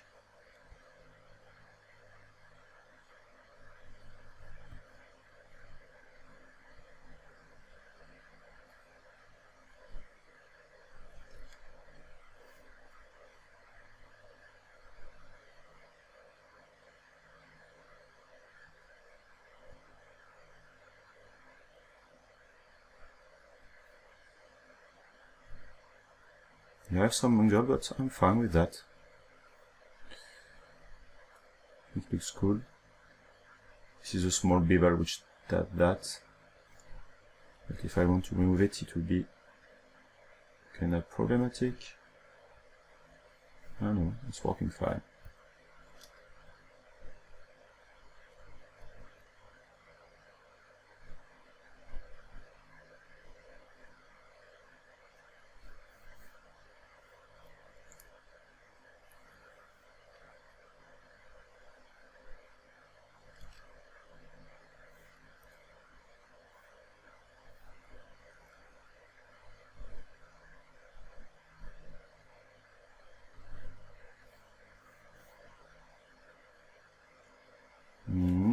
Not good, because I don't want to have my cylinder being it's problematic to keep that.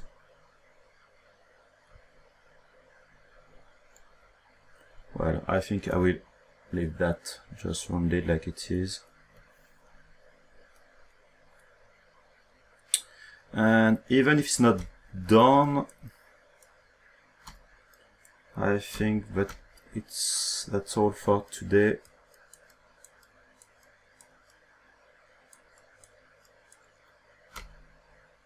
I need to refine the scratch and all these kind of things, but well, it has been a bit longer than I was expecting. Then if I find the time, I will try to refine a little bit the model. Let me just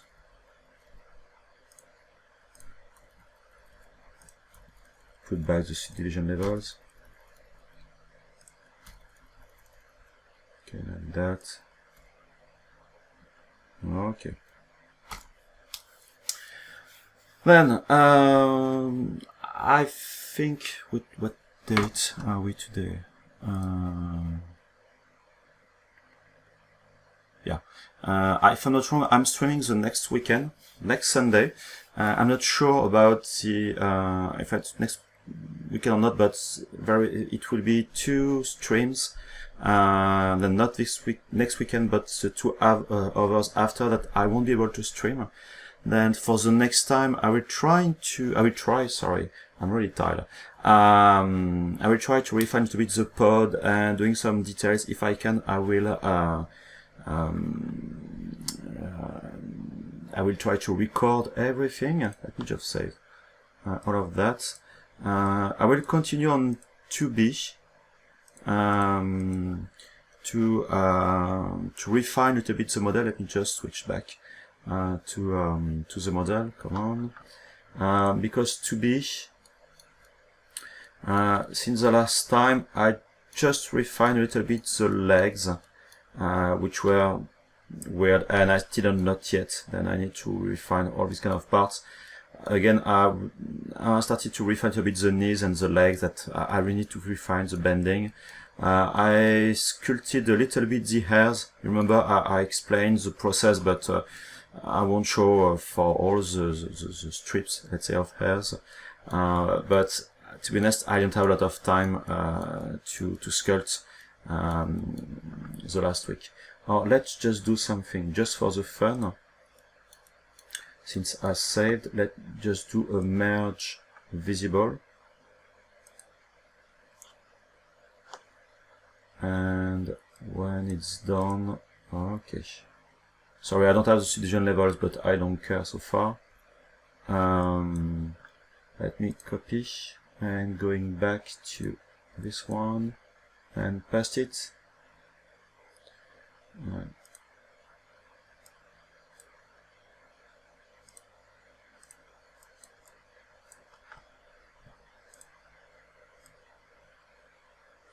It should be something like that.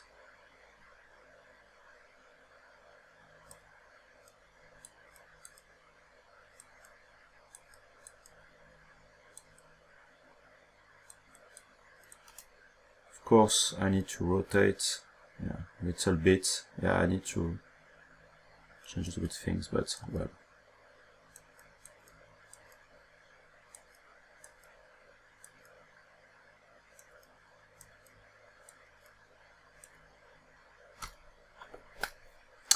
Okay, then thank you very much for being with me for this stream. Sorry, it hasn't been the more interesting stream and process, but it needs to be done. I did some mistakes, some stuff that perhaps I should do in other ways, but well, this is playing the game. Anyway, then thank you very much. Have a good night if you are in Europe.